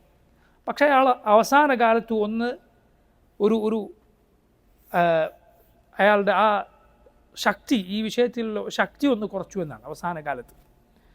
അയാൾക്ക് ശേഷം മൂന്നാമത് അൽ വാസിഖ് ഇബ്നുൽ മുഅ്തസിമിൻ്റെ മകനായിരുന്ന വാസിഖ് അധികാരമേറ്റെടുത്തു. ഈ 3 പേരിൽ കടുത്ത നിലപാടുകൾ സ്വീകരിച്ചതും വലിയ ഉപദ്രവങ്ങൾ അഹ്ലുസുന്നത്തിന് ഉണ്ടാക്കിയതും ഈ മൂന്നാമനായ വാസിഖ് ബിൻ മുഅ്തസിം ആയിരുന്നു. രാപ്പകൽ വ്യത്യാസമില്ലാതെ ഈ പിഴച്ച അഖീദയിലേക്ക് വാസിഖ് ആളുകളെ ക്ഷണിച്ചുകൊണ്ടിരുന്നു. എല്ലാവിധ ഔദ്യോഗിക സംവിധാനങ്ങളും ഭരണ സംവിധാനങ്ങളും എല്ലാം അതിന് ഉപയോഗിച്ചുകൊണ്ടിരുന്നു. അതിനുശേഷം വാസിഖ് മരണപ്പെട്ടു.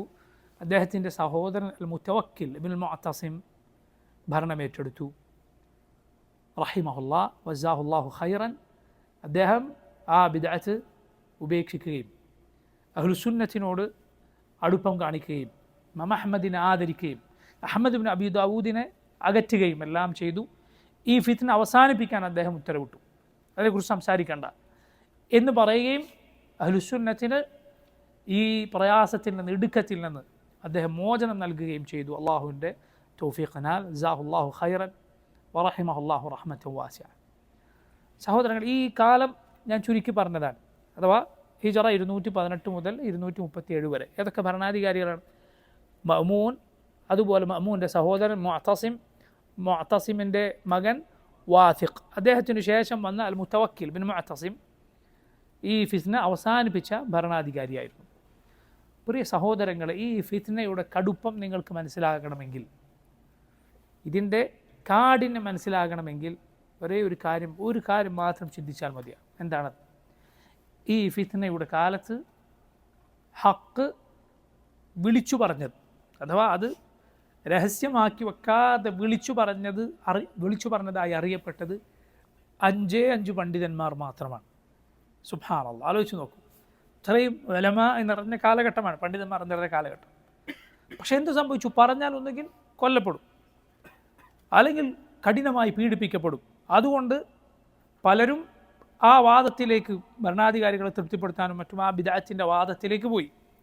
മറ്റു ചിലരാകട്ടെ റുഖ്സ സ്വീകരിച്ചു. എന്താണ് റുഖ്സ? ഇങ്ങനെ ഉപദ്രവിക്കപ്പെടുമെന്ന് വന്നാൽ തൽക്കാലം പറയാതിരിക്കുക, മിണ്ടാതിരിക്കുക, അല്ലെങ്കിൽ കൊലപാതകത്തിൽ നിന്ന് രക്ഷപ്പെടാൻ വേണ്ടി തൽക്കാലം മാറ്റി പറയും എന്നിങ്ങനെയുള്ള വഴി സ്വീകരിച്ചു എന്നാണ്. ചിലർ പേടിച്ചിട്ട്, ചിലർ അതിലേക്ക് ചാഞ്ഞുകൊണ്ട്. എത്രത്തോളം ചില പണ്ഡിതന്മാരെ കുറിച്ച് പറയപ്പെട്ടിട്ടുണ്ട്. അവരോട് ചോദിക്കും, ഇത് വെറുതെ വിടുകയില്ല, വന്ന് ചോദിക്കും എന്താ നിങ്ങളുടെ വാദം എന്ന് ചോദിക്കും. എന്നിട്ട് ഈ പിഴച്ച വാദം പറഞ്ഞില്ലേ അവർക്ക് പിന്നെ ഖാദിയാകാനോ മസ്ജിദിൽ ഇമാമത്ത് നിൽക്കാനോ ജനങ്ങളെ ദീൻ പഠിപ്പിക്കാനോ ഒന്നും പിന്നെ പാടില്ല. ആ രൂപത്തിലായിരുന്നു. ചില ആളുകളോട് ചോദിച്ചപ്പോൾ അവർ പറഞ്ഞത്രേ, അതെ, തൗറാത്തും ഇഞ്ചീലും ഖുർആനും ഇതെല്ലാം അള്ളാഹുവിൻ്റെ സൃഷ്ടിയാണ്. ഇതെല്ലാം എന്ന് പറയുമ്പോൾ ഉദ്ദേശിച്ചത് വിരലുകളാണത്രേ, ഇതൊക്കെ അള്ളാഹിൻ്റെ സൃഷ്ടികളാണ് എന്ന് രക്ഷപ്പെടാൻ വേണ്ടി പറഞ്ഞു എന്നാണ്. ഇങ്ങനെ ഫിത്ന മുസ്ലിമീങ്ങൾക്കിടയിൽ, മുസ്ലിം ഉമ്മത്തിനിടയിൽ അതിൻ്റെ ഏറ്റവും കടുത്ത രൂപം പ്രാപിച്ചു. പണ്ഡിതന്മാർ ഉപദ്രവിക്കപ്പെട്ടു. ഈ ബിദ്അത്ത് എല്ലായിടത്തും, കേവല ബിദ്അത്തല്ല, മറിച്ച് അത് കുഫറാണ്. അഹ്മദ് ബിൻ ഹംബൽ റഹിമഹുല്ലാഹ് അദ്ദേഹം പറഞ്ഞു, ഖുർആൻ അള്ളാഹുവിൻ്റെ സൃഷ്ടിയാണെന്ന് ആരെങ്കിലും പറഞ്ഞാൽ അവൻ കാഫറാണ് എന്ന്. മനസ്സിലായില്ല? അഹ്ലുസുന്നത്തിൻ്റെ പണ്ഡിതന്മാർക്കിടയിൽ അഭിപ്രായ വ്യത്യാസമില്ലാത്ത, അവരെല്ലാം ഏകോപിച്ച 100 കണക്കിന് പണ്ഡിതന്മാരിൽ നിന്ന് ഉദ്ധരിക്കപ്പെട്ട കാര്യമാണ്. അത് കുഫറാണ്, അങ്ങനെ പറഞ്ഞവൻ കാഫറാണ് എന്ന കാര്യം. നോക്കൂ, 5 പണ്ഡിതന്മാർ ഈ കാര്യത്തിൽ ഉറച്ചു നിന്നു എന്നാണ്. അവർ മാറ്റി പറയാൻ തയ്യാറായില്ല. റുഖ്സ സ്വീകരിക്കാനും കൊല്ലപ്പെട്ടാലും ശരി എന്ന രൂപത്തിൽ അവർ ഉറച്ചു നിന്നു എന്നാണ്. അതിൽ ഒരാൾ ഇമാം അൽ ബുവൈത്തി റഹിമഹുല്ലാ, അബൂ യഅഖൂബ് യൂസുഫ് ഇബ്നു യഹ്യ അൽ ബുവൈത്തി റഹിമഹുല്ലാ എന്ന പണ്ഡിതനാണ്.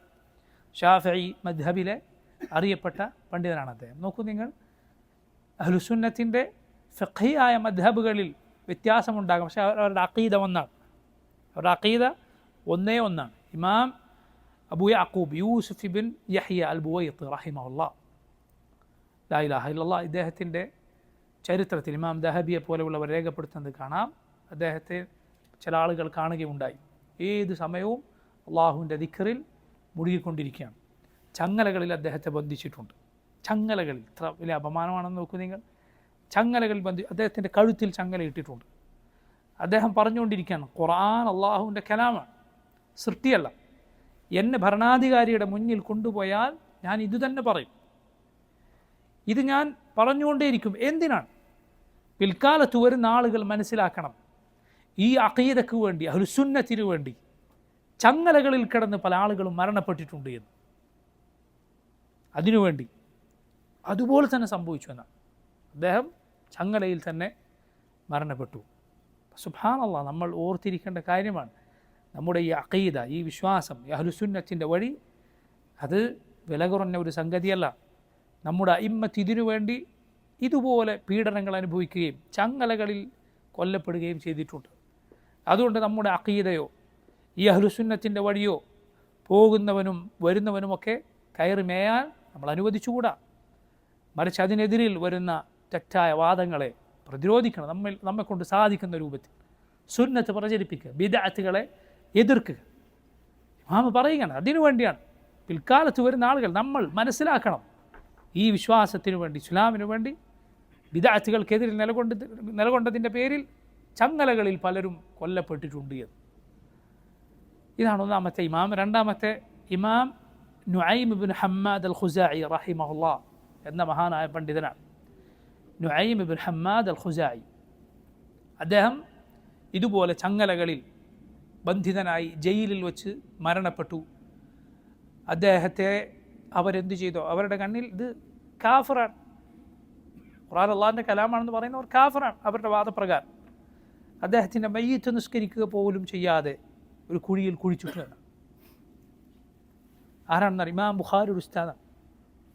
ഇമാം ബുഖാരിയുടെ ഷെയ്ഖാണ് ആര്? ഇമാം നുഐം ഇബ്നു ഹമ്മാദ് അൽ ഖുസാഇ റഹിമഹുല്ലാഹ്. ലാ ഇലാഹ ഇല്ലല്ലാഹ്. ആലോചിച്ച് നോക്കൂ, ഇത് ആരാണ് എന്ന് ചിന്തിച്ച് നോക്കൂ. അതുകൊണ്ട് സഹോദരങ്ങളെ, വളരെ നമ്മൾ ശ്രദ്ധിക്കണം. നമ്മുടെ ദീൻ പറഞ്ഞതിൻ്റെ പേരിൽ എന്തെങ്കിലും പ്രയാസമോ ബുദ്ധിമുട്ടോ ഉണ്ടായാൽ അതോടെ അത് നമ്മൾ അവസാനിപ്പിക്കരുത്. ഇത്രമാത്രം വലിയ ത്യാഗങ്ങൾ ഈ ദീനിനു വേണ്ടി നമ്മുടെ മുൻഗാമികൾ സഹിച്ചിട്ടുണ്ട് എന്ന് ചിന്തിച്ച് നോക്കൂ. സബറോടെ, നസീഹത്തോടെ, ഗുണകാംക്ഷയോടെ അള്ളാഹുവിൻ്റെ ദീൻ സാധിക്കുന്നത് പോലെ ഓരോരുത്തരും പറയും. ശിർക്കിനെതിരിൽ, ബിദ്അത്തിനെതിരിൽ സംസാരിച്ചു കൊണ്ടിരിക്കും. അള്ളാഹുവിൽ വലിയ പ്രതിഫലം ലഭിക്കുന്ന കാര്യമാണ്. ഈ കാലത്ത് നമുക്ക് ചെയ്യാവുന്ന അള്ളാഹുവിൻ്റെ മാർഗത്തിലുള്ള ജിഹാദാണ്.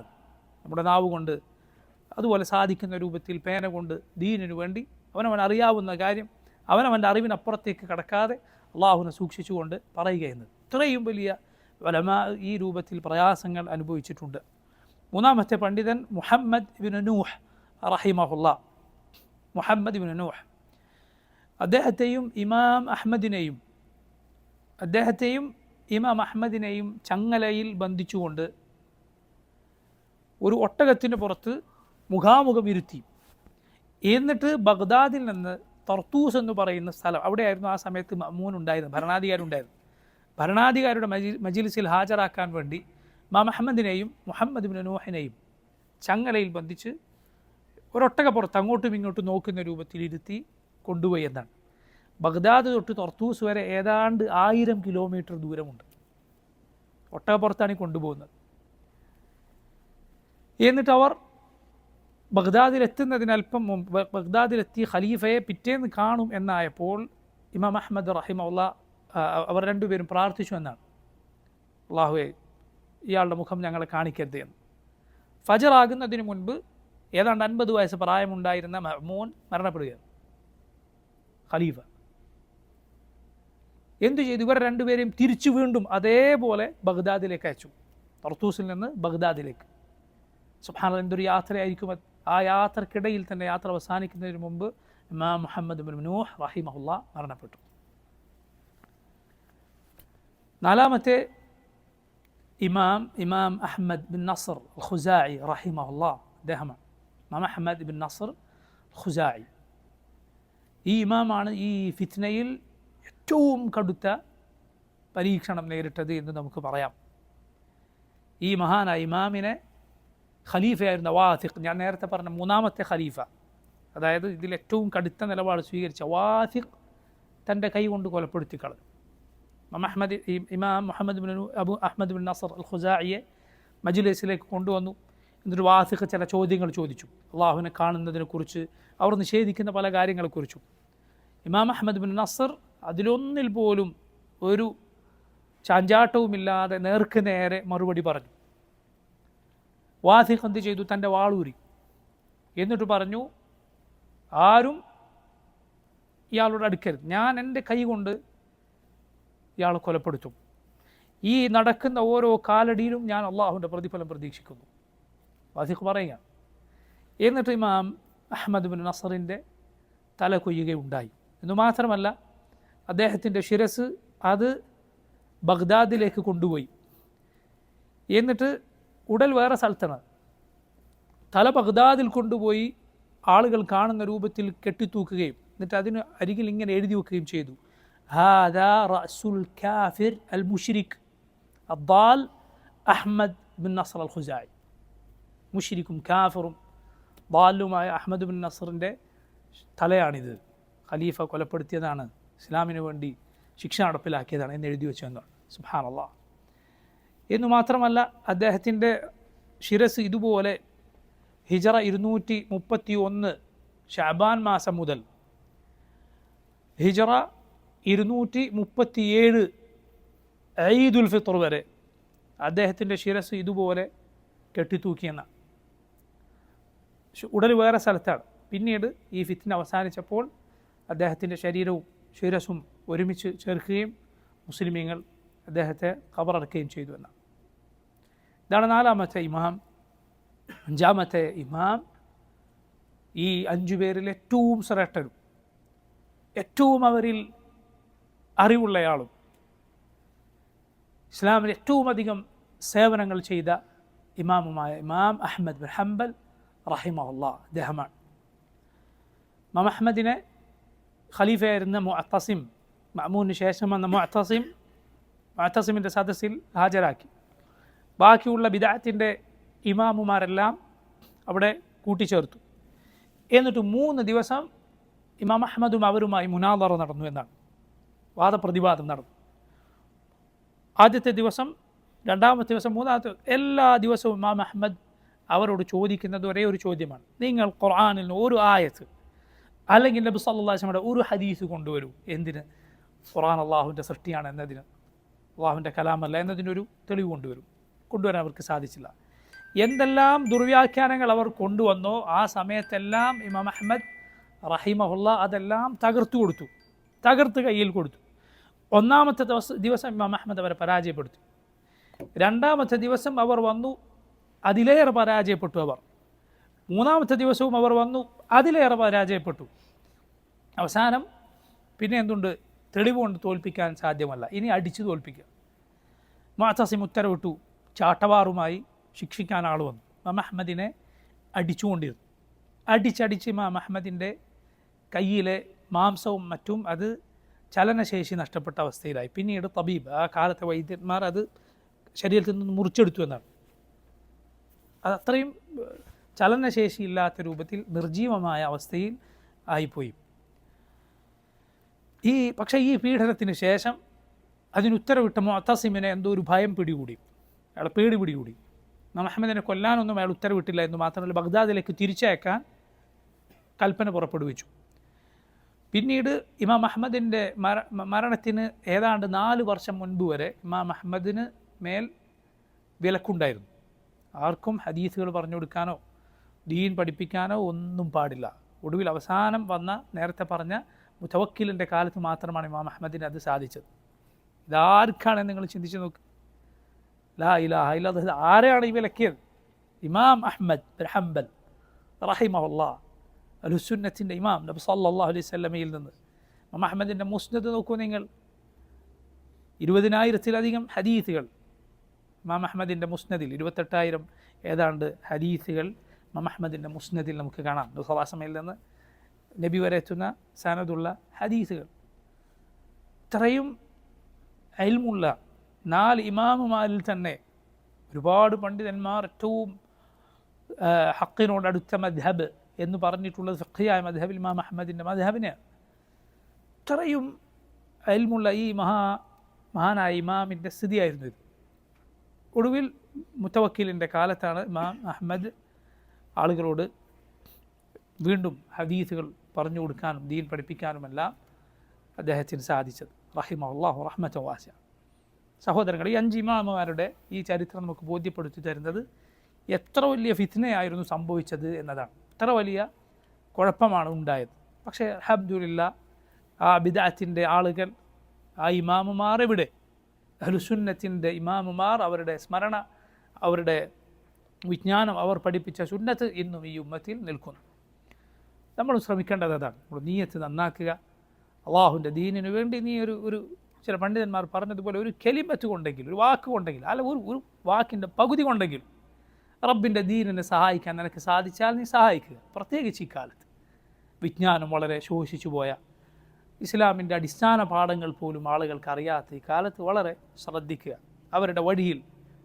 അവരുടെ വഴിയിൽ ഒരു ചെറിയ സേവനമെങ്കിലും അനുഷ്ഠിക്കാൻ, ചെയ്യാൻ, അവർ സഞ്ചരിച്ച സുന്നത്തിൻ്റെ വഴിയിൽ നമുക്കും സഞ്ചരിക്കാൻ അള്ളാഹു അവരോടൊപ്പം മുഹമ്മദുർ റസൂലുള്ളാഹി സ്വല്ലല്ലാഹു അലൈഹി വസല്ലമയോടൊപ്പം നമ്മെ സ്വർഗ്ഗത്തിൽ ഒരുമിച്ച് ചേർക്കുമാറാകട്ടെ. ഇനി ഒരു പ്രധാനപ്പെട്ട വിഷയം കൂടി പറഞ്ഞ് ഞാൻ അവസാനിപ്പിക്കാം. 10 കാര്യങ്ങൾ ഈ ഖുർആൻ അള്ളാഹുവിൻ്റെ സൃഷ്ടിയാണ് എന്ന വാദം കൊണ്ടുണ്ടാകുന്ന, അതിൻ്റെ ഫലമായ 10 അങ്ങേയറ്റം ഗുരുതരമായ അപകടങ്ങൾ. കാരണം ഇത് കേവലം ഒരു ചെറിയ പിഴവല്ല. നമ്മുടെ ഇമാമുമാർ അതിനെ ഇങ്ങനെ നേരിട്ടത് അത് കേവലം ഒരു ചെറിയ ഒരു ഫിഖ്ഹിയായ മസ്അലയിൽ അഭിപ്രായ വ്യത്യാസമായിരുന്നെങ്കിൽ ഇങ്ങനെ അവർ പറയുമായിരുന്നില്ല. മറിച്ച് അതുകൊണ്ടുണ്ടാകുന്ന അപകടങ്ങൾ ചില്ലറയല്ല. ഒന്ന്, ഖുർആൻ അള്ളാഹുവിൻ്റെ സൃഷ്ടിയല്ല എന്ന വാദത്തിലൂടെ അവർ ചെയ്യുന്നത് അള്ളാഹുവിൻ്റെ വിശേഷണത്തെ നിഷേധിക്കുകയാണ്. അള്ളാഹുവിൻ്റെ സംസാരം എന്ന വിശേഷണത്തെ നിഷേധിക്കുക എന്നതാണ്. നുഐം ഇബ്നു ഹമ്മദ് അൽ ഖുസാഇ, നേരത്തെ പറഞ്ഞ ഇമാം, അദ്ദേഹത്തിൻ്റെ പ്രസിദ്ധമായ ഒരു വാക്കുണ്ട്. എന്താണ്? മൻ ശബ്ബഹല്ലാഹ ബിഖൽഖിഹി ഫഖദ് കഫർ. ആരെങ്കിലും അള്ളാഹുവിൻ്റെ സൃഷ്ടികളോട് സാദൃശ്യപ്പെടുത്തിയാൽ അവൻ കാഫിറായിരിക്കുന്നു. വമൻ ജഹദ മാ വസഫ അല്ലാഹു ബിഹി നഫ്സഹു ഫഖദ് കഫർ. അള്ളാഹു അവനെ വിശേഷിപ്പിച്ച വല്ല വിശേഷണവും ആരെങ്കിലും തള്ളിക്കളഞ്ഞാൽ അവനും കാഫിറായി പോയിരിക്കുന്നു. വലൈസ മാ വസഫ അല്ലാഹു ബിഹി നഫ്സഹു വലാ റസൂലുഹു തശ്ബീഹ. അള്ളാഹു അവനെ വിശേഷിപ്പിച്ചതിലോ റസൂലുള്ളാഹി സ്വല്ലല്ലാഹു അലൈഹി വസല്ലം അള്ളാഹുവിനെ വിശേഷിപ്പിച്ചതിലോ തശ്ബീഹില്ല. എന്താ തശ്ബീഹ്? പടപ്പുകളോട് സാദൃശ്യപ്പെടുത്തൽ ഇല്ല. മറിച്ച് ഇവരുടെ വാക്കിലാണ് യഥാർത്ഥത്തിൽ സാദൃശ്യപ്പെടുത്തലുള്ളത്. നിങ്ങൾ ആലോചിച്ച് നോക്കൂ. സംസാരിച്ചാൽ റബ്ബ് പടപ്പിനെ പോലെ ആകും. ശരി, സംസാരിക്കാനാലോ? സംസാരിക്കാൻ പോലും കഴിയാത്ത പടപ്പിനെ പോലെ ആയില്ലേ? എന്താണ് അത് പറയാത്തത്? അള്ളാഹു സംസാരിക്കുമെന്ന് പറഞ്ഞാൽ നിങ്ങൾ പറയുന്നു പടപ്പുകളെ പോലെ ആയി എന്ന്. കാരണം എന്താണ്? പടപ്പുകളാണ് സംസാരിക്കുക. ശരി, അള്ളാഹു സംസാരിക്കുകയില്ല എന്ന് പറഞ്ഞാലോ? നിങ്ങളുടെ അതേ വാദപ്രകാരം പടപ്പുകളിലെ മിണ്ടാത്ത ഊമയായ പടപ്പിനെ പോലെയായി. സൃഷ്ടികളിൽ തന്നെ സംസാരിക്കുന്ന ഒരു ആളും സംസാരിക്കാത്ത ഒരാളും ആർക്കാണ് കൂടുതൽ കഴിവുള്ളത്? ആരാണ് കൂടുതൽ ഖൈർ? സംസാരിക്കുന്നത്. അപ്പോൾ നോക്കൂ, പറഞ്ഞിട്ട് അവസാനം പോയി പെട്ടത് എന്തിനാണ്? അതിനേക്കാളും മോശമായതിലാണ്. എന്നു മാത്രമല്ല, നോക്കൂ നിങ്ങൾ, ബിംബങ്ങളുടെ ന്യൂനതയായി അള്ളാഹു എടുത്തു പറഞ്ഞതാണ് അത് മിണ്ടുകയില്ല എന്ന്. മൂസ അലൈഹിസ്സലാം തൗറാത്ത് വാങ്ങാൻ പോയപ്പോൾ പശുക്കുട്ടിയെ അവരാരാധിച്ചു. അള്ളാഹു അതേക്കുറിച്ച് ഖുർആനിൽ പറഞ്ഞത് എന്താണ്? അവർ കാണുന്നില്ലേ? അലം യറൗ അന്നഹു ലാ യുകല്ലിമുഹും വലാ യഹ്ദീഹിം സബീല.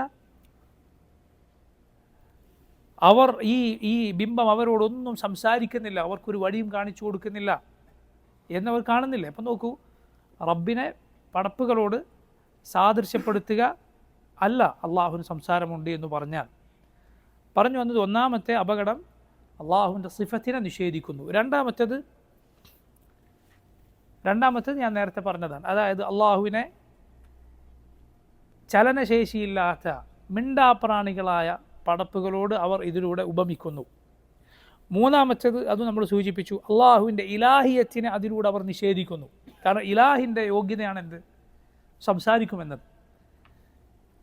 അള്ളാഹു അല്ലാത്തവരുടെ അയോഗ്യതയായി അവർക്ക് ഇലാഹാകാനുള്ള യോഗ്യതയില്ല എന്നതിനുള്ള തെളിവായി അള്ളാഹു പറഞ്ഞതാണ് അത് സംസാരിക്കുകയില്ല എന്നത്. അള്ളാഹുവിൻ്റെ സിഫത്തിനെ നിഷേധിക്കുന്നു. 1. 2, റബ്ബിനെ മിണ്ടാത്ത നിർജീവമായ വസ്തുക്കളോട് ഉപമിക്കുന്നു. 3, അള്ളാഹുവിൻ്റെ ഇലാഹിയത്തിനെ, അവൻ ആരാധനക്കർഹനാണ് എന്നതിനെ നിഷേധിക്കുന്നു. 4, അള്ളാഹു റബ്ബാണ് എന്നതിനെ നിഷേധിക്കുക ഇതിലൂടെ വരും. കാരണം എന്താണ്? അള്ളാഹു അവൻ എങ്ങനെയാണ് കാര്യങ്ങൾ നടപ്പിലാക്കുക? അവനൊരു കാര്യം ഉദ്ദേശിച്ചാൽ എന്ത് ചെയ്യുമെന്നാണ് ഖുർആനിൽ അള്ളാഹു പറഞ്ഞത്? കുൻ എന്ന് പറയുന്നു. അപ്പോൾ സംസാരിക്കുകയില്ല എന്ന് പറഞ്ഞാലോ? പിന്നെ അവൻ റബ്ബല്ല എന്ന് വരും. അവൻ റബ്ബല്ല എന്ന് അതിലൂടെ വന്നു ചേരും. അഞ്ചാമത്തേത്, അള്ളാഹുവിൻ്റെ സംസാരമില്ല എന്ന് പറഞ്ഞാൽ അള്ളാഹുവിൻ്റെ റിസാലത്തുകളെ, അള്ളാഹു അവൻ്റെ നബിമാരെ ഏത് സന്ദേശവുമായി അയച്ചോ അതിനെ നിഷേധിക്കലാകുമത്. കാരണം നബിമാർക്ക് ലഭിച്ച സന്ദേശം യഥാർത്ഥത്തിൽ എന്താണ്? അള്ളാഹുവിൻ്റെ സംസാരമാണ്. അള്ളാഹുവിൻ്റെ സംസാരമാണ് നബിമാരുടെ റിസാല. അതുകൊണ്ടാണ് ജാബിർ ബിൻ അബ്ദുല്ലാഹ് റളിയല്ലാഹു അൻഹു ഉദ്ധരിച്ച ഹദീസിൽ നമുക്ക് കാണാം, റസൂലുള്ളാഹി സ്വല്ലല്ലാഹു അലൈഹി വസല്ലം എന്ത് ചെയ്തിരുന്നു? കാന യഅറിദു നഫ്സഹു അലൻ നാസി ഫിൽ മൗഖിഫ്. ഹജ്ജിൻ്റെ വേളയിൽ അള്ളാഹുവിൻ്റെ റസൂൽ സ്വല്ലല്ലാഹു അലൈഹി വസല്ലം ഹജ്ജിന് വന്ന പല ഗോത്രങ്ങളുടെ അരികിലേക്ക് ചെല്ലും. ഇത് മദീനക്കാർ നബിയെ സ്വീകരിക്കുന്നതിന് മുമ്പായിരുന്നു, മദീനക്കാർ നബിക്ക് സംരക്ഷണം വാഗ്ദാനം ചെയ്യുന്നതിന് മുമ്പായിരുന്നു. എന്നിട്ട് പറയും, അല റജുലുൻ യഹ്മിലുനി ഇലാ ഖൗമിഹി, ഏതെങ്കിലും ഒരാൾ എന്നെ അവൻ്റെ ഖൗമിലേക്ക്, അവൻ്റെ നാട്ടുകാരുടെ അരികിലേക്ക് കൊണ്ടുപോയി എനിക്കൊന്ന് സംരക്ഷണം നൽകുമോ? ഫഇന്ന ഖുറൈശൻ ഖദ് മനഊനി അൻ ഉബല്ലിഗ കലാമ റബ്ബി, എൻ്റെ റബ്ബിൻ്റെ കലാം എത്തിച്ചു കൊടുക്കാൻ ഖുറൈശികൾ എന്നെ സമ്മതിക്കുന്നില്ല, എന്നെ തടയുന്നു. സല്ലല്ലാഹു പറയുന്നത് എന്താണ്? എൻ്റെ റബ്ബിൻ്റെ കലാം എത്തിച്ചു കൊടുക്കാൻ ഇവർ സമ്മതിക്കുന്നില്ല. റസൂലുള്ളാഹി സ്വല്ലല്ലാഹു അലൈഹി വസല്ലം എത്തിച്ചു തന്നത് അല്ല, മുഴുവൻ നബിമാരും യഥാർത്ഥത്തിൽ നമുക്ക് എത്തിച്ചു തന്നത് റബ്ബിൻ്റെ കലാമാണ്. റബ്ബ് സംസാരിക്കയില്ല എന്ന് പറഞ്ഞാലോ അള്ളാഹുവിൻ്റെ റിസാലത്തുകളെ തള്ളിക്കളയുന്നു അവർ അതിലൂടെ. ആറാമത്തേത് നോക്കൂ, അള്ളാഹുവിൻ്റെ പടപ്പാണ് ഖുർആൻ എന്ന് വന്നാൽ അതിലൂടെ യഥാർത്ഥത്തിൽ ഏതൊരു വാദം വന്നു ചേരും? അള്ളാഹു മഖ്ലൂഖാണ് എന്ന വാദം വന്നു ചേരും. ഇത് വളരെ വളരെ അപകടം പിടിച്ച കാര്യമാണ്. ഇമാം മാലിക് റഹിമഹുല്ലാഹ് അദ്ദേഹം പറഞ്ഞു, കലാമുല്ലാഹി വഹുവ മിൻഹു, അള്ളാഹുവിൻ്റെ സംസാരം എന്നാൽ അത് റബ്ബിൻ്റെതാണ്, അത് അവനിൽ നിന്നുള്ളതാണ്. വലൈസ മിനല്ലാഹി ശൈഉൻ മഖ്ലൂഖ്, അള്ളാഹുവിൻ്റേതായ ഒന്നും എന്തായി ഉണ്ടാവുകയില്ല, പടപ്പായി ഉണ്ടാവുകയില്ല. അവൻ്റെ വിശേഷണം എങ്ങനെ സൃഷ്ടിയാകും? അപ്പോൾ അവൻ മഖ്ലൂഖാണ് എന്ന് പറയുന്നതിലേക്ക് അത് കൊണ്ടുപോകും. ഇമാം വക്കീ അബുൽ ജറാഹ്, ആരാണ് വക്കീ? ഇമാം ഷാഫിഈയുടെ ഒക്കെ മുമ്പേ ജീവിച്ച അദ്ദേഹത്തിൻ്റെ ഒക്കെ മശായിഖന്മാരിൽപ്പെട്ട പണ്ഡിതനാണ് വക്കീ അബുൽ ജറാഹ് റഹിമഹുല്ലാഹ്. അദ്ദേഹം പറഞ്ഞു, മൻ ജഅമ അന്നൽ ഖുർആന മഖ്ലൂഖുൻ ഫഖദ് ജഅമ അന്ന ശൈഅൻ മിനല്ലാഹി മഖ്ലൂഖ്, ഖുർആൻ മഖ്ലൂഖാണെന്ന് പറഞ്ഞവൻ അള്ളാഹുവിൻ്റെതായ ഒന്നിനെ മഖ്ലൂഖാണ് എന്നാണ് പറയുന്നത്. ഇനി നോക്കൂ, ഏഴാമത്തെ അപകടം, ഖുർആൻ അള്ളാഹുവിൻ്റെ സൃഷ്ടിയല്ല എന്ന് പറഞ്ഞാൽ അതിലൂടെ ഖുർആനെ അനാദരിക്കുന്നതിലേക്ക്, ഖുർആനെ ബഹുമാനിക്കാതിരിക്കുക എന്നതിലേക്ക് നയിക്കും. കാരണം എന്താ? നിങ്ങൾ നോക്കൂ, സൃഷ്ടി എന്ന് പറഞ്ഞാൽ ഈ കല്ലും മരവും ഈ കാണുന്ന പടപ്പുകളൊക്കെ അള്ളാഹുവിൻ്റെ സൃഷ്ടിയാണ്. അതുപോലൊരു സൃഷ്ടി മാത്രം എന്ത്? ഖുർആൻ. ഖുർആനിനെ അനാദരിക്കുന്നതിലേക്ക് അത് നയിക്കും. അത് ഇവരെ എത്തിച്ചിട്ടുണ്ട്. നിങ്ങളറിയുമോ, ഈ പിഴച്ച കക്ഷികളിൽ ചിലർക്കൊരു വാദമുണ്ട്. എന്താണത്? നമുക്കെല്ലാവർക്കും അറിയാം, അള്ളാഹു ഖുർആനിൽ വെല്ലുവിളിച്ചിട്ടുണ്ട് ഖുർആൻ പോലൊന്ന് കൊണ്ടുവരാൻ. ഒരാൾക്കും ഖുർആൻ പോലെ ഒരു സൂറത്ത്, അതിലെ ചെറിയ ഒരു സൂറത്ത് അത്ര പോലും കൊണ്ടുവരിക സാധ്യമല്ല. എന്തുകൊണ്ടാണ്? കാരണം അത് അള്ളാഹുവിൻ്റെ കലാമാണ്. ഒരു പടപ്പിനും റബ്ബിനെ പോലെ ഒന്നും പറയുക സാധ്യമല്ല. പക്ഷേ ഈ പിഴച്ച കക്ഷികളിൽ ചിലർക്ക് ഒരു വാദമുണ്ട്. അവർ പറഞ്ഞു, ഖുർആൻ പോലൊന്ന് കൊണ്ടുവരാൻ പടപ്പുകൾക്ക് വേണമെങ്കിൽ സാധിക്കുമായിരുന്നു, പക്ഷെ അള്ളാഹു അവരുടെ ശ്രദ്ധ അതിൽ നിന്ന് തെറ്റിച്ചു കളഞ്ഞു എന്ന് മാത്രം. എന്തുകൊണ്ടാണ് അവർക്ക് സാധിക്കാത്തത്? റബ്ബ് അവരുടെ ശ്രദ്ധ അതിൽ നിന്ന് തെറ്റിച്ചു കളഞ്ഞു, അതുകൊണ്ട് കൊണ്ടുവരാൻ കഴിയില്ല. അതല്ലാതെ അവർക്കത് സാധിക്കാത്തത് കൊണ്ടല്ല. എങ്ങനെ പറയാതിരിക്കും? കാരണം ഇത് പടപ്പ് മാത്രമല്ല, ഒരു സൃഷ്ടി മാത്രമാണല്ലോ. ഒരു സൃഷ്ടി അനുകരിക്കാൻ എന്തുകൊണ്ട് സാധിച്ചുകൂടാ? അപ്പോൾ നോക്കൂ, ഈ വാദം ഖുർആനിനെ അനാദരിക്കുന്നതിലേക്ക് നയിക്കും. എട്ടാമത്തെ അപകടം, ഖുർആനിൻ്റെ വിധിവിലക്കുകൾ തള്ളിക്കളയാൻ, ഖുർആനിനെ വിധികർത്താവാക്കുന്നത് ഉപേക്ഷിക്കാൻ ഈ വാദം പ്രേരിപ്പിക്കും. കാരണം അള്ളാഹുവിൻ്റെ കലാമല്ല എങ്കിൽ പിന്നെന്തിനാ ബാക്കി ഉള്ള പുസ്തകങ്ങളൊക്കെ പോലെ അതിലെ വിധിവിലക്കുകൾക്ക് എന്താണ് ഇത്ര പവിത്രത ഉള്ളത്? ഖുർആനിൽ പറഞ്ഞിരിക്കുന്നു, അപ്പം പിന്നെ സ്വീകരിക്കണം. എന്ത് സ്വീകരിക്കണം? അതുപോലെ ഒരു പ്രശ്നമുണ്ടായി, ഒരു പ്രശ്നത്തിൽ വിധി കൽപ്പിക്കേണ്ടത്, ഒരു കുറ്റകൃത്യത്തിലെ ശിക്ഷ എന്താണ്, വിധി പറയേണ്ടത് അള്ളാഹുവിൻ്റെ കലാം അനുസരിച്ചാണ്, ദീൻ പ്രകാരം. പക്ഷേ ഖുർആൻ റബ്ബിൻ്റെ കലാമല്ല എങ്കിൽ പിന്നെ അതിനെന്തു പ്രസക്തിയുണ്ട്? അത് കേവലം ഒരു തുറാഫ്, ഒരു പൈതൃകമായി കിട്ടിയ ഒരു പുസ്തകം. ഈ അവസ്ഥയിലേക്ക്, ഖുർആനിനെ കാണുന്നതിലേക്ക് ഈ വാദം നയിക്കും. ഒൻപതാമത്തത് നോക്കൂ, ഖുർആൻ അള്ളാഹുവിൻ്റെ സൃഷ്ടിയാണെന്ന് പറഞ്ഞാൽ ഖുർആനിലും സുന്നത്തിലും വ്യക്തമായി വന്ന നുസൂസുകളെ, അഥവാ ഖുർആനിലും സുന്നത്തിലും വ്യക്തമായി വന്ന കാര്യങ്ങളെ നിഷേധിക്കലാണ്. ഖുർആനിൽ അള്ളാഹു പറയുന്നത് റബ്ബിൻ്റെ കലാമാണ്, നബി സല്ലല്ലാഹു അലൈഹി വസല്ലം പറയുന്നത് എൻ്റെ റബ്ബിൻ്റെ കലാമാണ്, അതിനെ നിഷേധിക്കലാണ്. പത്താമത്തേത്, നമ്മുടെ മുൻഗാമികളെ സലഫുസ്സാലിഹിനെ മുഴുവൻ വഴികേടിലാണെന്ന്, അവർ മുഴുവൻ വഴികേടിലാണെന്ന് വാദിക്കേണ്ടി വരും ഖുർആൻ റബ്ബിൻ്റെ സൃഷ്ടിയാണെന്ന് പറഞ്ഞാൽ. അപ്പോൾ നോക്കൂ, എന്തെല്ലാം അപകടങ്ങളാണ് ഈ വാദം കൊണ്ട് ഉണ്ടാവുക. അതുകൊണ്ട് ശരിക്ക് അഹ്ലുസുന്നത്തിൻ്റെ അഖീദ നമ്മൾ പഠിച്ചു വെക്കുക, മനസ്സിലാക്കുക. ഖുർആൻ അള്ളാഹുവിൻ്റെ കലാമാണ്. അത് പാരായണം ചെയ്യാനും പഠിക്കാനും കേൾക്കാനുമെല്ലാം നമ്മേറെ പരിശ്രമിക്കുക. അതേക്കുറിച്ചുള്ള തെറ്റായ വാദഗതികളെ വളരെയധികം സൂക്ഷിക്കുക. നമുക്ക് ചുറ്റും അങ്ങനെയുള്ള വഴികേടുകൾ പ്രചരിപ്പിക്കുന്ന ആളുകളുണ്ട്, തെറ്റായ കാര്യങ്ങൾ പ്രചരിപ്പിക്കുന്നവരുണ്ട്. വളരെ സൂക്ഷിക്കുക. അല്ലാഹു റബ്ബുൽ ആലമീൻ അഹ്ലുസുന്നത്തിൻ്റെ യഥാർത്ഥ വിശ്വാസത്തിൽ അതനുസരിച്ച് ജീവിക്കാനും അതിലായി മരിക്കാനും നമുക്ക് തൗഫീഖ് ചെയ്യുമാറാകട്ടെ. സല്ലല്ലാഹു വസല്ലമ അലാ നബിയിന മുഹമ്മദ് വഅലാ ആലിഹി വഅസ്ഹാബിഹി അജ്മഈൻ. സുബ്ഹാനക അല്ലാഹുമ്മ ബിഹംദിക അഷ്ഹദു അൻ ലാ ഇലാഹ ഇല്ലാ അൻത അസ്തഗ്ഫിറുക വഅതൂബു ഇലൈക്. അസ്സലാമു അലൈക്കും വറഹ്മത്തുള്ളാഹി വബറകാതുഹു.